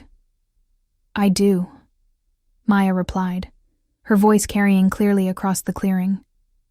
Do you understand that these trials will test not just your courage, but your loyalty, your truthfulness, and your willingness to protect this pack above your own interests? I do. And do you understand that failure means exile from our world, with your memories altered to protect our secrets? Maya's throat was dry, but her voice remained steady. I understand. Elena nodded and stepped back, leaving Maya alone in the center of the stone circle. The wolves watched her with unblinking attention, and Maya could feel the weight of their assessment. Then Damon rose to his feet, his massive form seeming to flow like liquid shadow in the moonlight. When he spoke, his voice came from everywhere, and nowhere, a psychic projection that bypassed her ears entirely. The first trial is courage. You will face that which terrifies you most, and prove you will not flee when your pack needs you to stand. The fire in the center of the circle suddenly roared higher, the flames turning blue-white and casting strange shadows that seemed to move, independently of their sources. Maya felt the world shift around her, reality bending and warping until she was no longer in the clearing, but somewhere else entirely. She stood in a sterile hallway that smelled of disinfectant and despair. Hospital sounds echoed around her, the beep of machines, the squeak of wheels on linoleum, the quiet sobs of grief that seemed to come from every room. Maya's heart began to race. She knew this place, had nightmares about it for years. This was where her grandmother had died, where she'd sat helpless and terrified, while the woman who'd raised her slipped away inch by inch. No, she whispered, but the word echoed strangely, as if spoken underwater. A door opened beside her, and Maya found herself drawn forward despite every instinct screaming at her to run. Inside was a hospital room, and in the bed lay a figure that made her knees buckle. Kai, but not the strong, vital man she'd fallen in love with. This Kai was broken, bandaged, connected to machines that beeped ominously. His face was pale as death, and his breathing was so shallow she could barely see his chest rise and fall. He's dying, a voice said behind her. Maya spun around to find David standing in the doorway, wearing his cruelest smile. Just like everyone you care about dies. Your grandmother, your friend Sarah in the car accident. Now him. You're poison, Maya. Everyone you love withers and dies. That's not true, Maya said, but her voice shook. Isn't it? Look at him. He saved you from that storm, took you in, cared for you, and now he's paying the price for your weakness. On the bed, Kai's breathing grew more labored. The machines began to alarm, their beeping growing more frantic. You can save him, David continued, his voice poisonously reasonable. All you have to do is leave. Walk away from this supernatural nonsense. Go back to your safe, normal life. Stop being a burden on people who deserve better. Maya stared at Kai's still form, feeling her heart breaking. The machines were screaming now, and she could see his life slipping away moment by moment. Choose, David demanded. Stay and watch him die, because of you, or leave and let him live. For a moment, Maya wavered. The fear was overwhelming, the guilt crushing. Everyone she'd ever loved had been hurt by her presence in their lives. Her grandmother had spent her final years caring for Maya, instead of enjoying her retirement. Sarah had been driving to pick Maya up when the drunk driver hit her. Even David had been damaged by her inability to be the perfect partner he'd needed. Maybe she was poison. Maybe everyone would be better off without her. Then she remembered Kai's words from the night before. You're brave and strong and stubborn as hell, and you make me want to be better than I am. This wasn't real. It was a trial, designed to exploit her deepest fears and insecurities. The real Kai wasn't dying in a hospital bed. He was somewhere in the forest around the clearing, probably fighting his own battle with the moon's call. No, Maya said firmly, stepping closer to the bed. I won't run anymore. I won't let fear make my choices for me. He'll die, David snarled.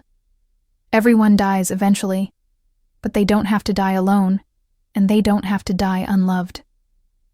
Maya reached out and took the hand of the figure on the bed, not caring that it felt cold and lifeless. I love you, Kai. Whatever happens, wherever this leads, I choose to stay.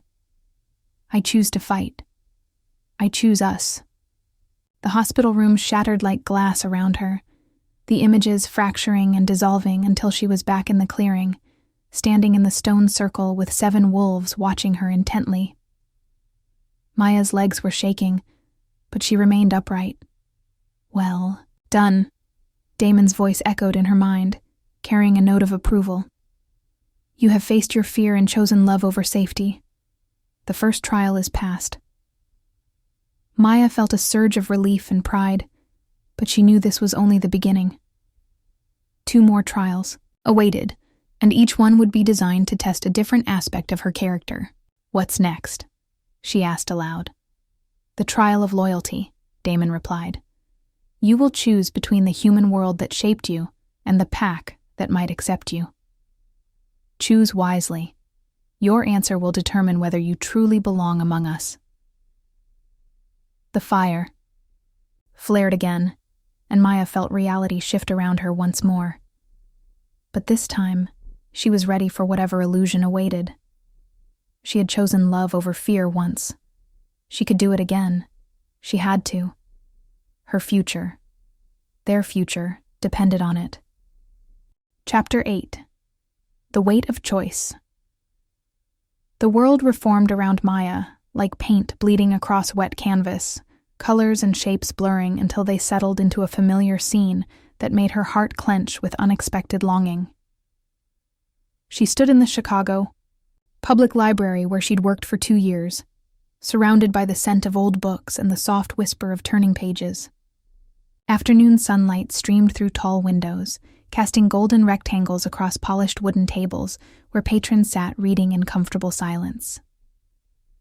Maya, a familiar voice called out, and Maya turned to see Jennifer, her former supervisor, hurrying toward her with a broad smile.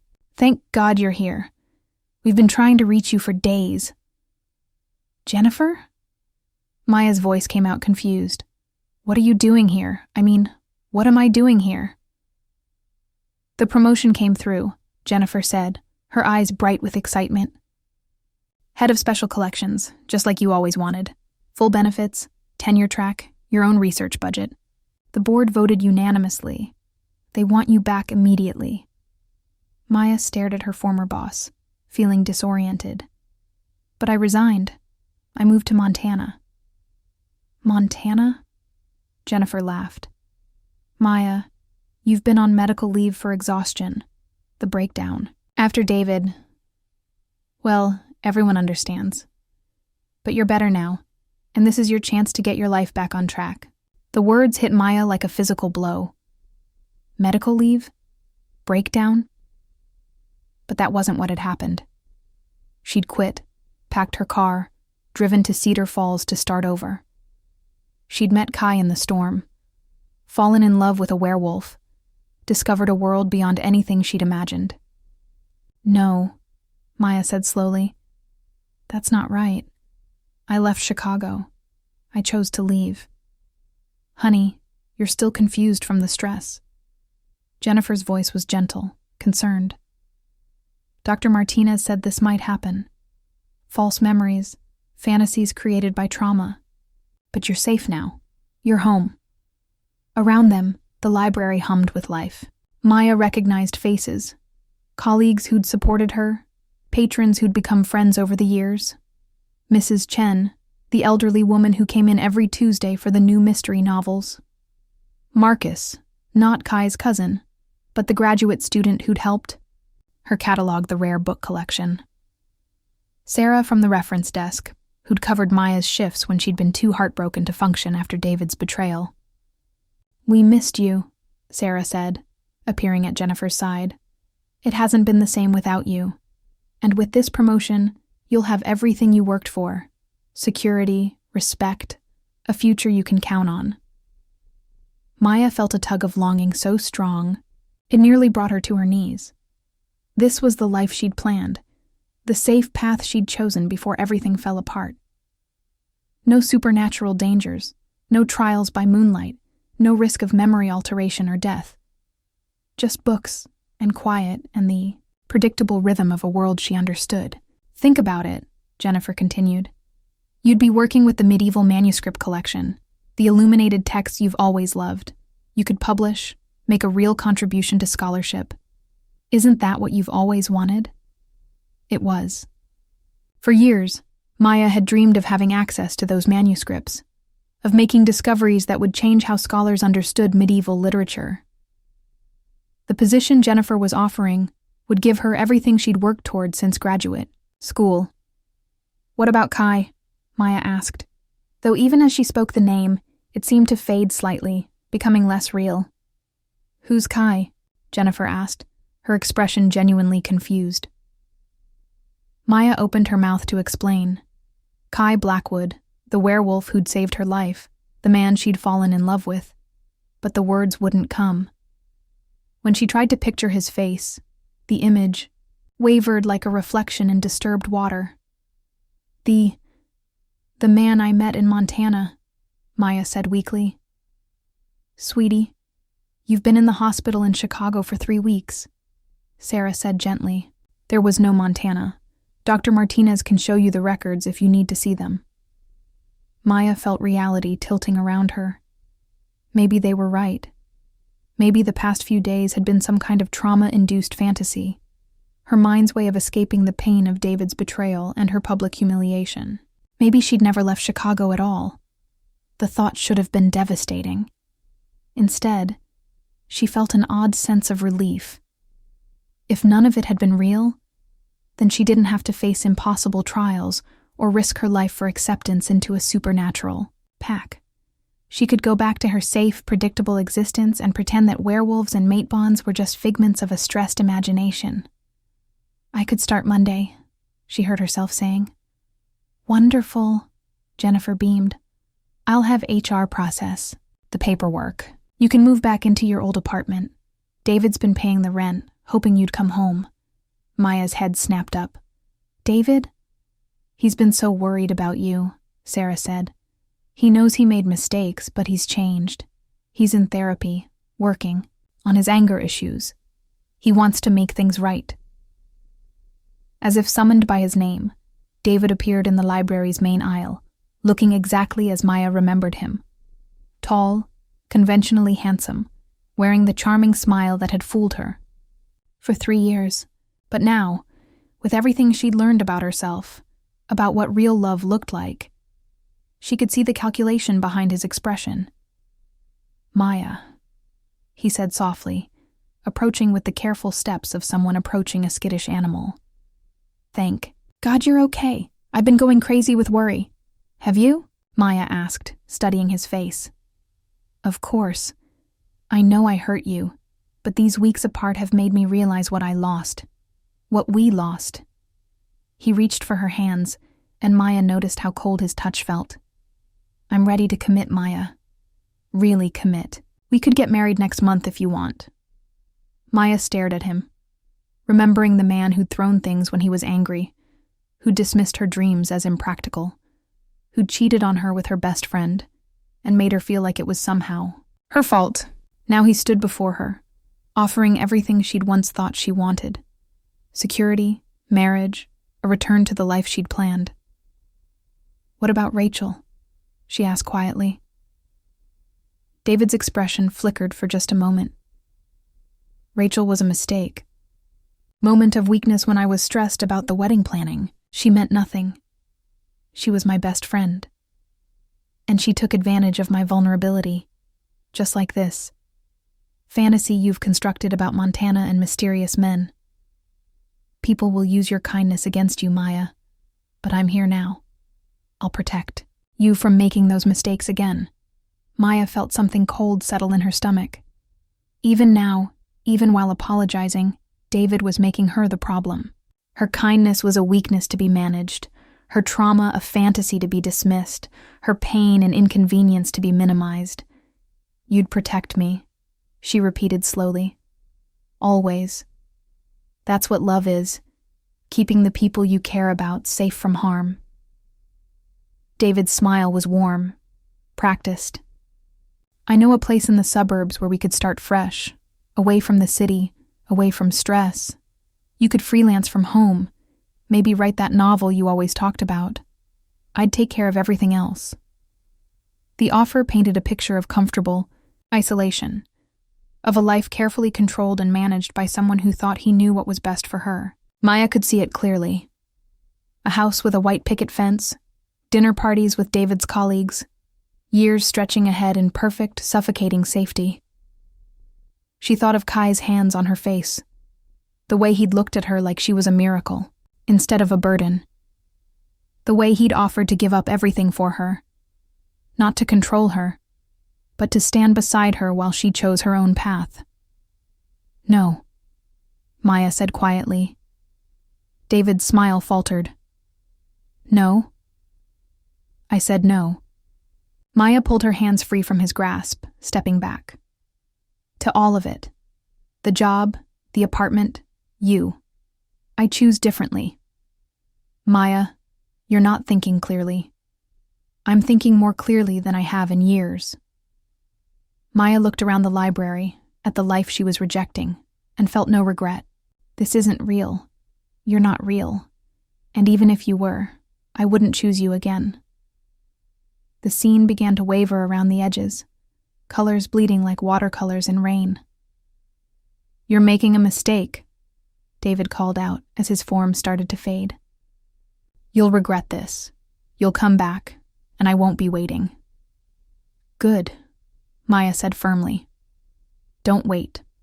Find someone who wants to be managed and controlled and protected from their own choices. That person isn't me. The library dissolved completely, leaving Maya standing in the stone circle with 7 wolves watching her with what she could have sworn was approval. The fire had died down to glowing embers, but the moonlight seemed brighter, more welcoming. Well, chosen. Damon's voice echoed in her mind, carrying a warmth that hadn't been there before. You have faced the pull of your old life and chosen to forge a new path. The trial of loyalty is past. Maya felt a surge of fierce pride. 2 trials down, 1 to go. She was stronger than she'd known, braver than she'd believed possible. Whatever the final trial brought, she would face it as she had the first 2, with her eyes open and her heart committed to the choice she'd made. What's the last trial? She asked aloud. The largest wolf, Damon, began to shift, his form blurring and elongating until he stood before her as a man once again. He was naked, unbothered by the cold, his skin gleaming pale in the moonlight. The trial of truth, he said in his own voice, deep and commanding. You will be asked questions, and you must answer with complete honesty. No evasion, no half-truths, no comfortable lies. The pack must know exactly who you are before we can trust you with our lives. Maya nodded, her throat suddenly dry. What kind of questions? The kind that reveal the soul. Damon's smile was sharp. Are you ready to bear yours, Maya Chen? Around the circle, the other wolves began to shift as well, returning to human form with fluid grace. Soon Maya was surrounded by 7 naked people, who watched her with predatory intensity, and she realized this trial might be the most dangerous yet, because lies were easy to tell strangers.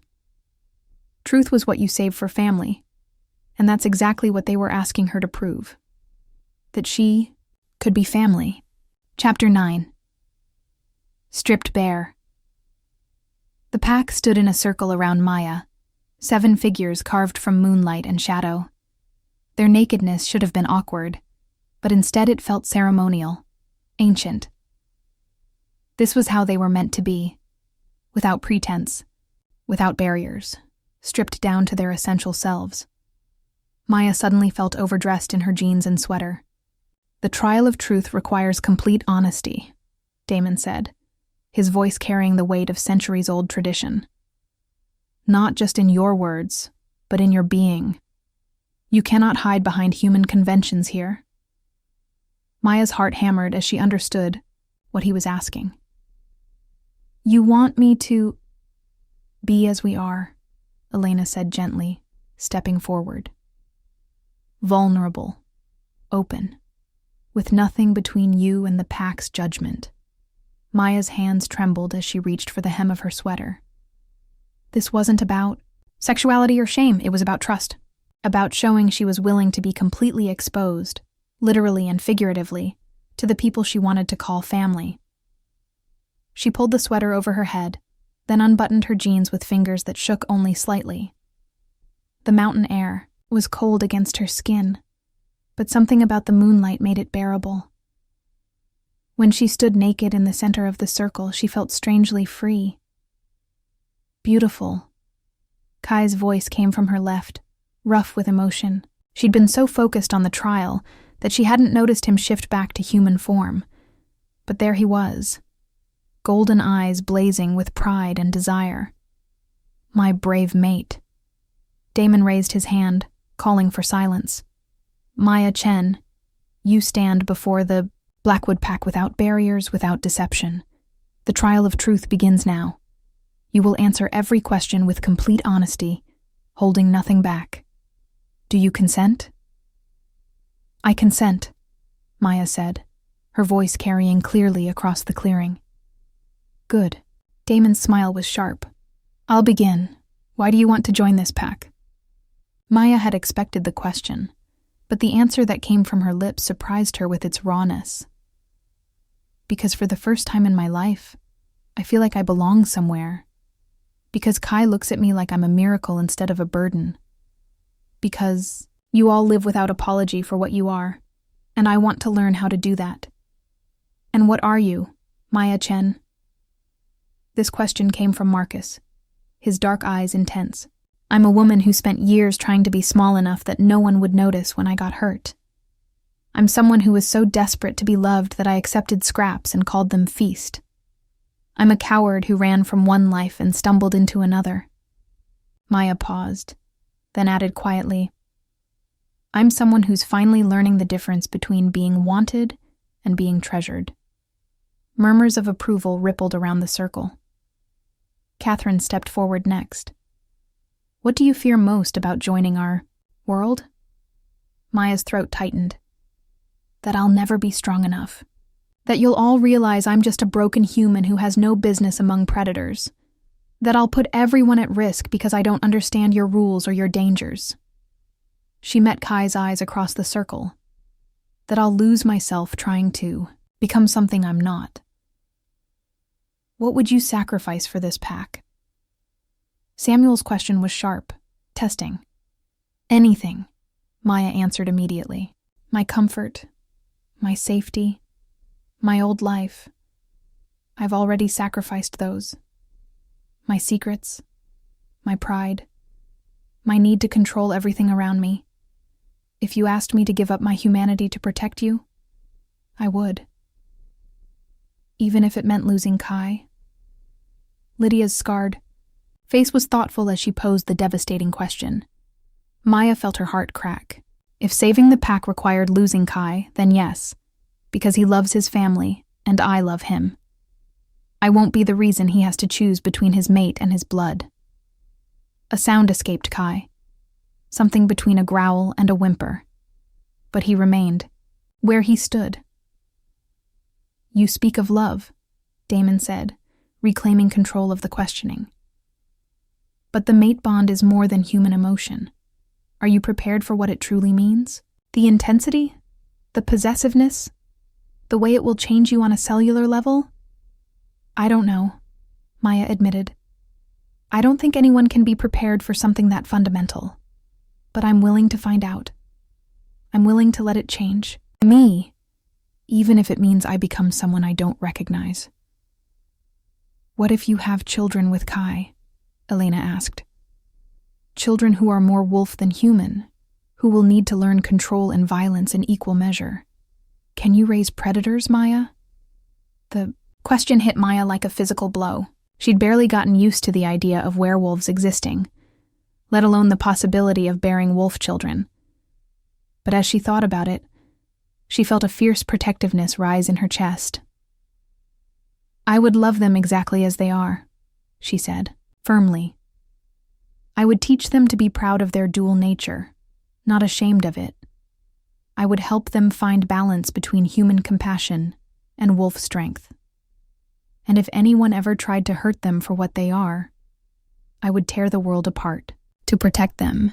The pack exchanged glances, something passing between them that Maya couldn't interpret.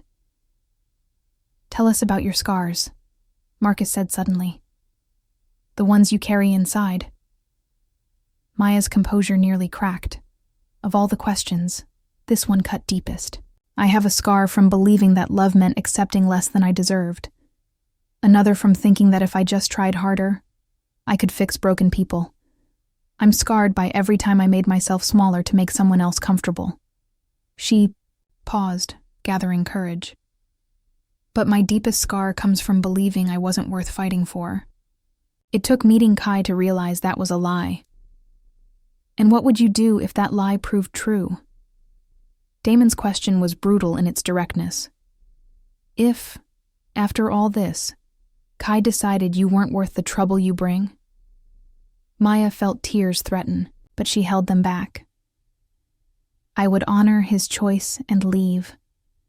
I would never force myself on someone who didn't want me. But I would also know that our bond was real, even if it wasn't permanent.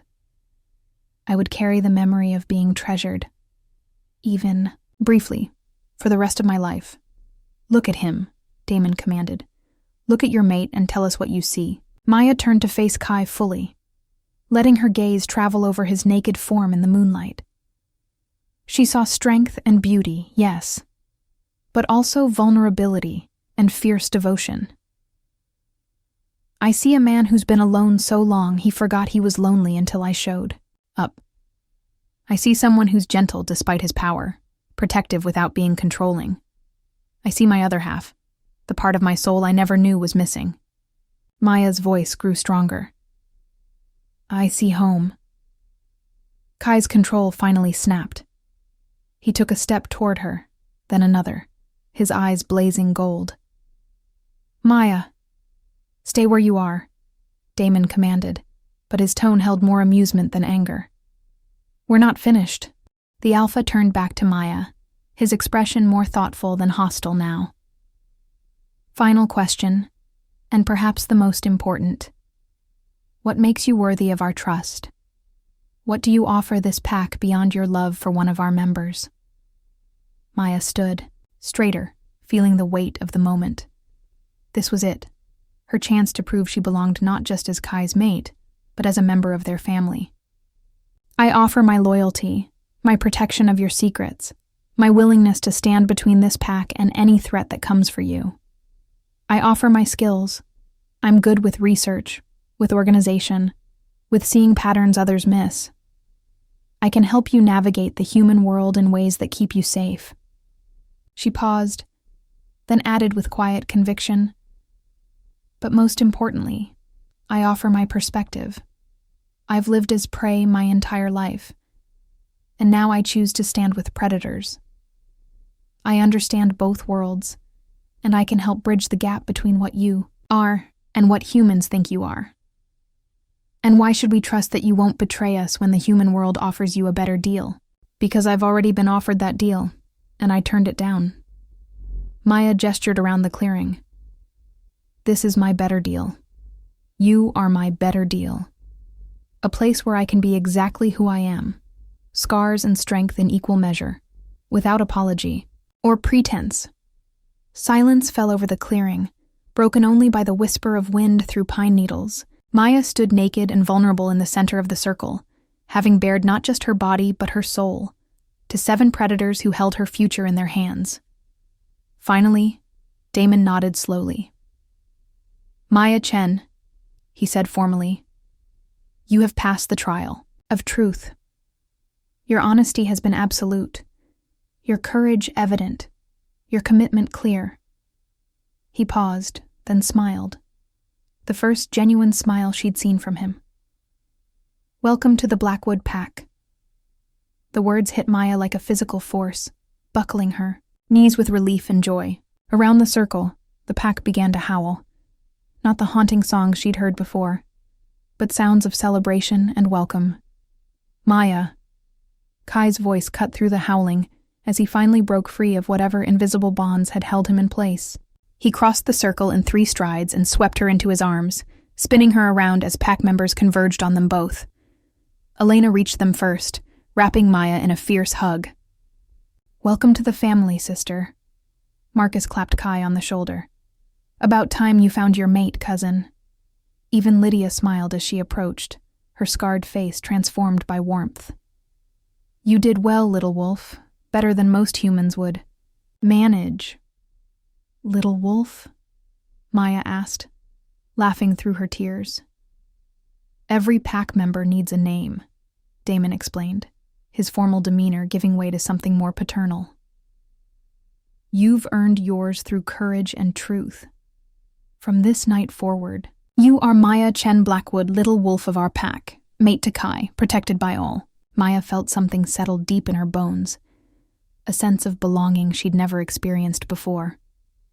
She was no longer Maya the librarian, Maya the victim, Maya the woman who settled for scraps. She was Maya the little wolf, fierce and protective. "And finally home. Thank you," she whispered, the words inadequate for what she felt. "Thank us by living well," Catherine said gently. "By being happy. By helping us protect what we've built here." As the pack celebration continued around them, Kai pulled Maya aside, his hands framing her face. "I'm so proud of you," he said, his voice rough with emotion. "You were magnificent." "I was terrified," Maya admitted. "You were perfect." Kai kissed her then, deep and claiming and full of promise. "My mate, my little wolf, mine." "Yours," Maya agreed against his lips. "Forever, yours." Around them, the pack celebrated under the full moon, welcoming their newest member with joy and song.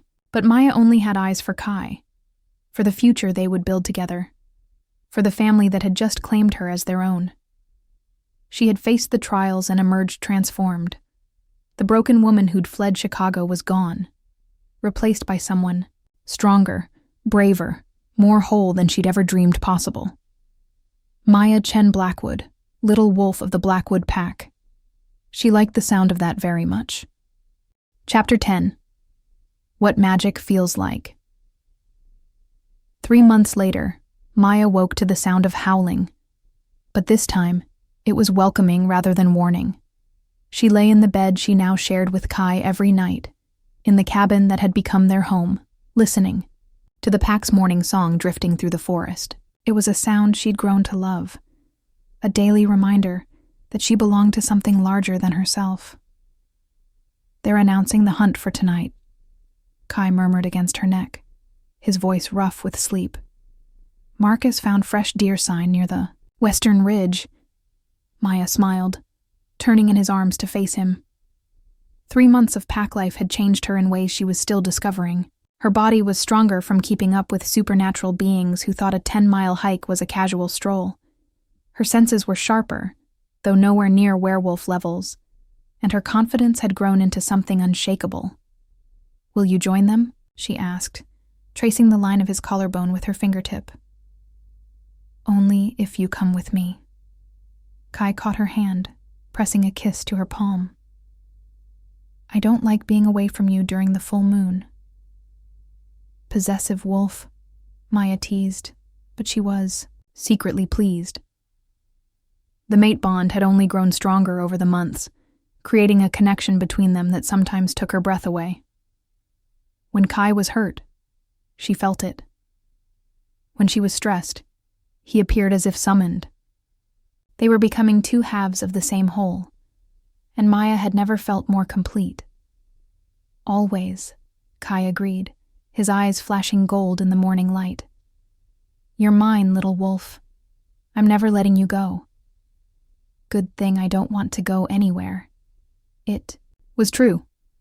In 3 months, Maya had not once regretted her choice to join the pack. She'd found her place among them, helping Elena manage pack communications, assisting Samuel with territorial maps, even teaching Lydia to use a computer so she could research their family genealogy. She was needed here, valued for more than just her connection to Kai. Speaking of going places, Kai said, his tone shifting to something more serious. Damon wants to see us this morning. There's something he needs to discuss. Maya felt a flutter of concern. Is everything all right? I think so. He seemed pleased about whatever it is. Kai pressed a kiss to her forehead. But you know how he likes his dramatic announcements. They dressed and made their way to the main pack house, a sprawling log structure deeper in the forest where Damon lived and pack meetings were held. Maya had been nervous about visiting it the first few times, but now it felt like a second home. They found the Alpha in his study, surrounded by maps and documents that spoke of the complex business of managing both pack territory and legitimate enterprises. The Blackwood family had been smart over the generations, building wealth and influence that protected them from human interference. Kai, Maya, Damon greeted them warmly. The formal distance from Maya's trial night had been replaced by genuine paternal affection. Sit, we have things to discuss. They settled into the leather chairs across from his desk, and Maya noticed Elena was there too, perched on the windowsill with a knowing smile. First, Damon said, I have news from the Council of Packs. Word of Maya's successful trials has spread, and several other alphas have expressed interest in meeting her. Maya's stomach tightened. What kind of interest? The good kind, Elena assured her. You're something of a celebrity, the human who not only passed the trials, but has thrived in pack life. There are other human mates in the supernatural community, but most struggle with the transition. You've become a symbol of what's possible. The Northern California Pack has specifically requested that you speak at their next gathering, Damon continued. They have a young member who recently found his human mate, and she's having difficulties adjusting. What kind of difficulties? Kai asked, his protective instincts clearly activated. The usual: fear, denial, attempts to run back to the human world. Damon's expression was sympathetic. Her mate is beside himself, and the pack is at a loss. They think hearing from someone who successfully made the transition might help. Maya considered this. The idea of traveling to meet other packs was both exciting and terrifying, but she remembered her own struggles in those first days. If she could help another woman find her footing in this world, I'll do it, she said. When? Next month. It would be a weekend visit, and of course Kai would accompany you. Damon smiled. Consider it a working honeymoon. Honeymoon? Maya's heart skipped. Which brings me to the second matter.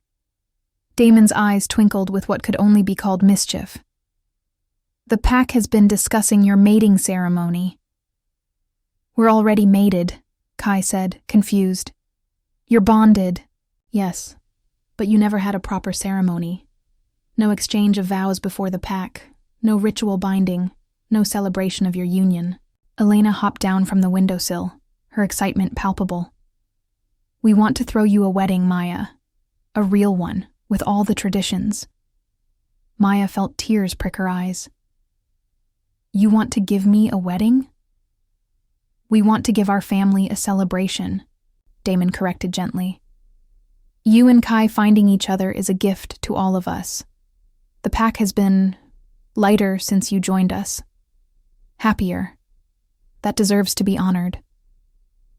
Besides, Elena added with a grin, I've already started planning, and it's going to be amazing. Traditional werewolf ceremonies are like nothing you've ever seen. Maya looked at Kai, who was watching her with an expression of tender amazement. What do you think? I think, Kai said softly, that I'd like nothing more than to marry you, in front of our family, with the moon as our witness, and the pack as our blessing. Then yes, Maya said, her voice thick with emotion. Yes, I'd love that. Elena squealed and launched herself at Maya, wrapping her in a fierce hug. This is going to be the best wedding in pack history. When? Maya asked, laughing at Elena's enthusiasm. 2 weeks, Damon said. The new moon, when the veil between worlds is thinnest and magic runs strongest. 2 weeks? Maya's eyes widened. That's not much time to plan. Oh, honey, Elena said, her grin turning wicked. You clearly don't know what pack women can accomplish when we set our minds to it. Leave everything to us. They spent the next hour discussing details. Guest lists that included neighboring packs, traditions Maya needed to learn, preparations that would transform the forest clearing where she'd faced her trials into something magical. By the time they left the main house, Maya's head was spinning with plans and possibilities. Are you nervous? Kai asked as they walked back through the forest. About the ceremony? No. About speaking to another pack? Terrified. Maya laughed, at herself. It's funny. I can face werewolf trials without flinching, but the idea of public speaking still makes me break out in a cold sweat. You'll be perfect, Kai assured her. You have a gift for making people feel understood. That young woman will take one look at you and know she's not alone. They'd reached their cabin, but instead of going inside, Kai led her around to the back where a small deck overlooked the valley below. The view never failed to take Maya's breath away. Endless forest stretching to snow-capped peaks, with no sign of human development as far as the eye could see.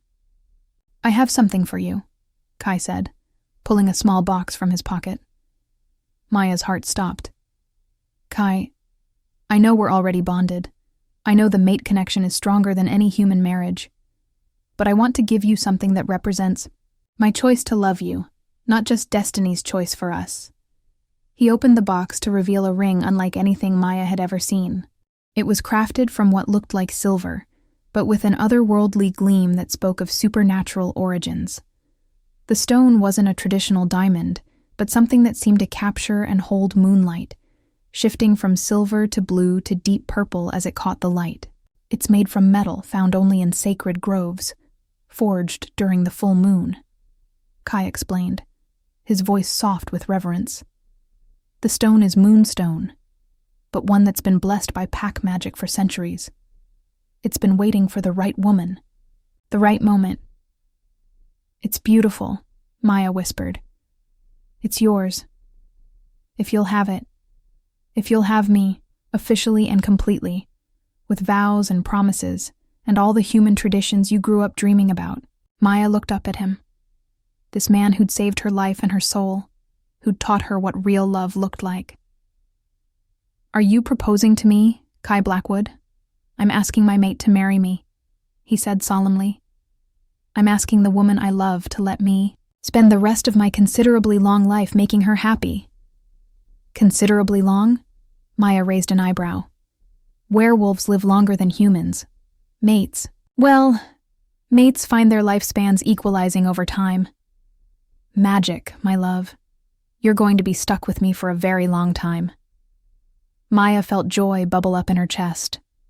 More time with Kai, with the pack, with this life she'd built from the ashes of her old one. In that case, yes. Yes, I'll marry you, you impossible, wonderful, supernatural man. Kai slipped the ring onto her finger, and Maya gasped as she felt a tingle of magic run up her arm. The stone seemed to pulse with its own heartbeat, and she understood that this wasn't just jewelry. It was a living connection to pack magic, to the supernatural world she now called home. How does it feel? Kai asked, watching her reaction carefully. Like coming home, Maya said honestly. Like magic. Kai kissed her then, deep and claiming and full of promise. Around them, the forest seemed to pulse with approval, and Maya could have sworn she heard the distant sound of howling, the pack's way of blessing their engagement. 2 weeks, Kai murmured against her lips. 2 weeks, Maya agreed. Think, you can wait that long to make me officially yours. You've been officially mine since the moment I found you in that storm, Kai said firmly. The ceremony is just letting everyone else know it. Maya laughed, feeling light and free and impossibly happy. 3 months ago, She'd been a broken woman fleeing the wreckage of her life. Now she was a pack member, a mate, soon to be a bride. She was going to travel to other packs, help other women find their strength, build a life beyond anything she'd ever imagined possible. "I love you," she said, the words still feeling new and precious on her tongue. "I love you too, little wolf, forever and always." As they stood on their deck overlooking their territory, Maya thought about the woman she'd been, afraid, diminished, accepting less than she deserved. That woman felt like a stranger now, someone from another lifetime. The woman she'd become was strong and confident and deeply loved. She was part of something magical, something ancient and powerful and protective. She belonged, and in 2 weeks, she was going to marry the man of her dreams under the light of the new moon, surrounded by the family who'd claimed her as their own. It was, Maya thought, as Kai spun her around on their deck, exactly the kind of impossible happy ending she'd stopped believing in. Good thing she'd learned to believe in magic instead. Chapter 11. Under the New Moon. The clearing had been transformed into something from a fairy tale. Maya stood at the edge of the forest, watching pack members make final preparations for the ceremony that would officially bind her to Kai before their family and the supernatural community. Strings of lights wound through the trees, but these weren't ordinary bulbs. They pulsed with a soft, otherworldly glow that came from captured moonbeams and starlight. The stone circle where she'd faced her trials had been expanded and decorated with wreaths of pine and winter flowers that somehow bloomed despite the mountain cold. "It's beautiful," she breathed, her hand instinctively moving to the moonstone, ring that had barely left her finger in the past 2 weeks. "Wait until you see yourself," Elena said, appearing beside her with a garment bag draped over her arm. "The dress came out even better than I hoped." Maya felt a flutter of nervous excitement. Elena had insisted on handling every detail of the ceremony, from the decorations to Maya's wedding dress, and had refused to let Maya see anything until tonight. Trust, Elena had said with a grin, was part of pack life. "Where's Kai?" Maya asked, looking around the bustling clearing. "Getting ready at the main house with the men. It's tradition for mates to prepare separately and not see each other until the ceremony begins." Elena's eyes sparkled with mischief. "He's been pacing like a caged wolf for the past hour. I think Marcus and Samuel are ready to tie him to a chair." Maya laughed despite her nerves. "He's nervous too?" "Terrified," Catherine said, joining them with an armload of flowers. "Not about marrying you, about whether everything will be perfect. For you. He's been driving Damon crazy with questions about pack wedding traditions." The warmth that spread through Maya's chest had nothing to do with the magical lights warming the clearing. Even now, when their bond was unshakable and their love undeniable, Kai was still focused on making her happy. "Come on," Elena said, tugging Maya toward a small cabin that had been set up as a bridal preparation area. "Time to get you ready, to marry my stubborn, wonderful brother." Inside the cabin, Maya found Lydia waiting with Catherine and several other pack women she'd grown close to over the past months. The sight of them all gathered together, her family, she realized with a jolt of emotion, made her throat tight. "Don't you dare cry yet," Elena warned, setting down the garment bag. "I spent 2 hours on your makeup, and we haven't even gotten to the emotional parts of the evening." "Sorry," Maya laughed, wiping at her eyes. This is more than I ever dreamed of having." "This is what you deserve," Lydia said firmly, her scarred face gentle. "Love, family, celebration.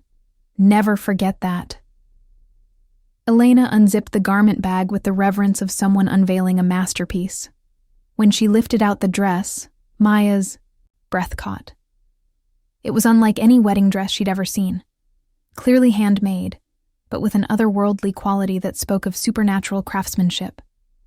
The fabric seemed to be woven from moonbeams and shadow, shifting from silver to deep blue to midnight black as it moved.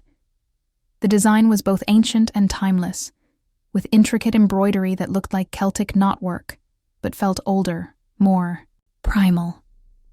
"Elena," Maya whispered. "It's incredible. Did you make this?" "With help from every woman in the pack," Elena said proudly. "It's woven with moon silk, threads that only appear during certain lunar phases. The embroidery tells the story of your trials, your acceptance into the pack, your bond with Kai. It's not just a dress, Maya. It's pack history." Maya reached out to touch the fabric, gasping as she felt a tingle of magic run through her fingers. "I can feel it."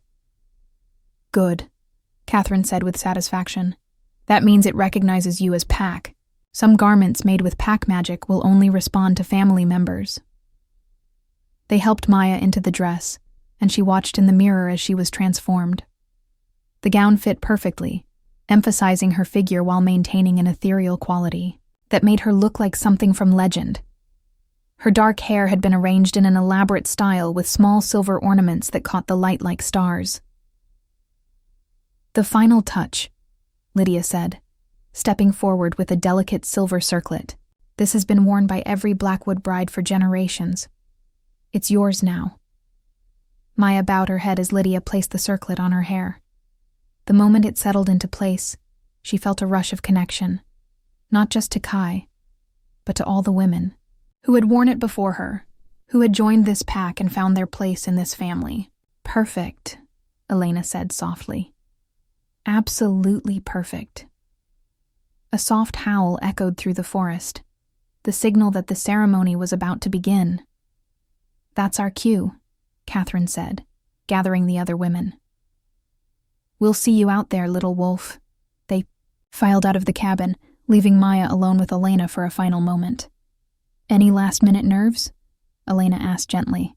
"About marrying Kai?" "Never."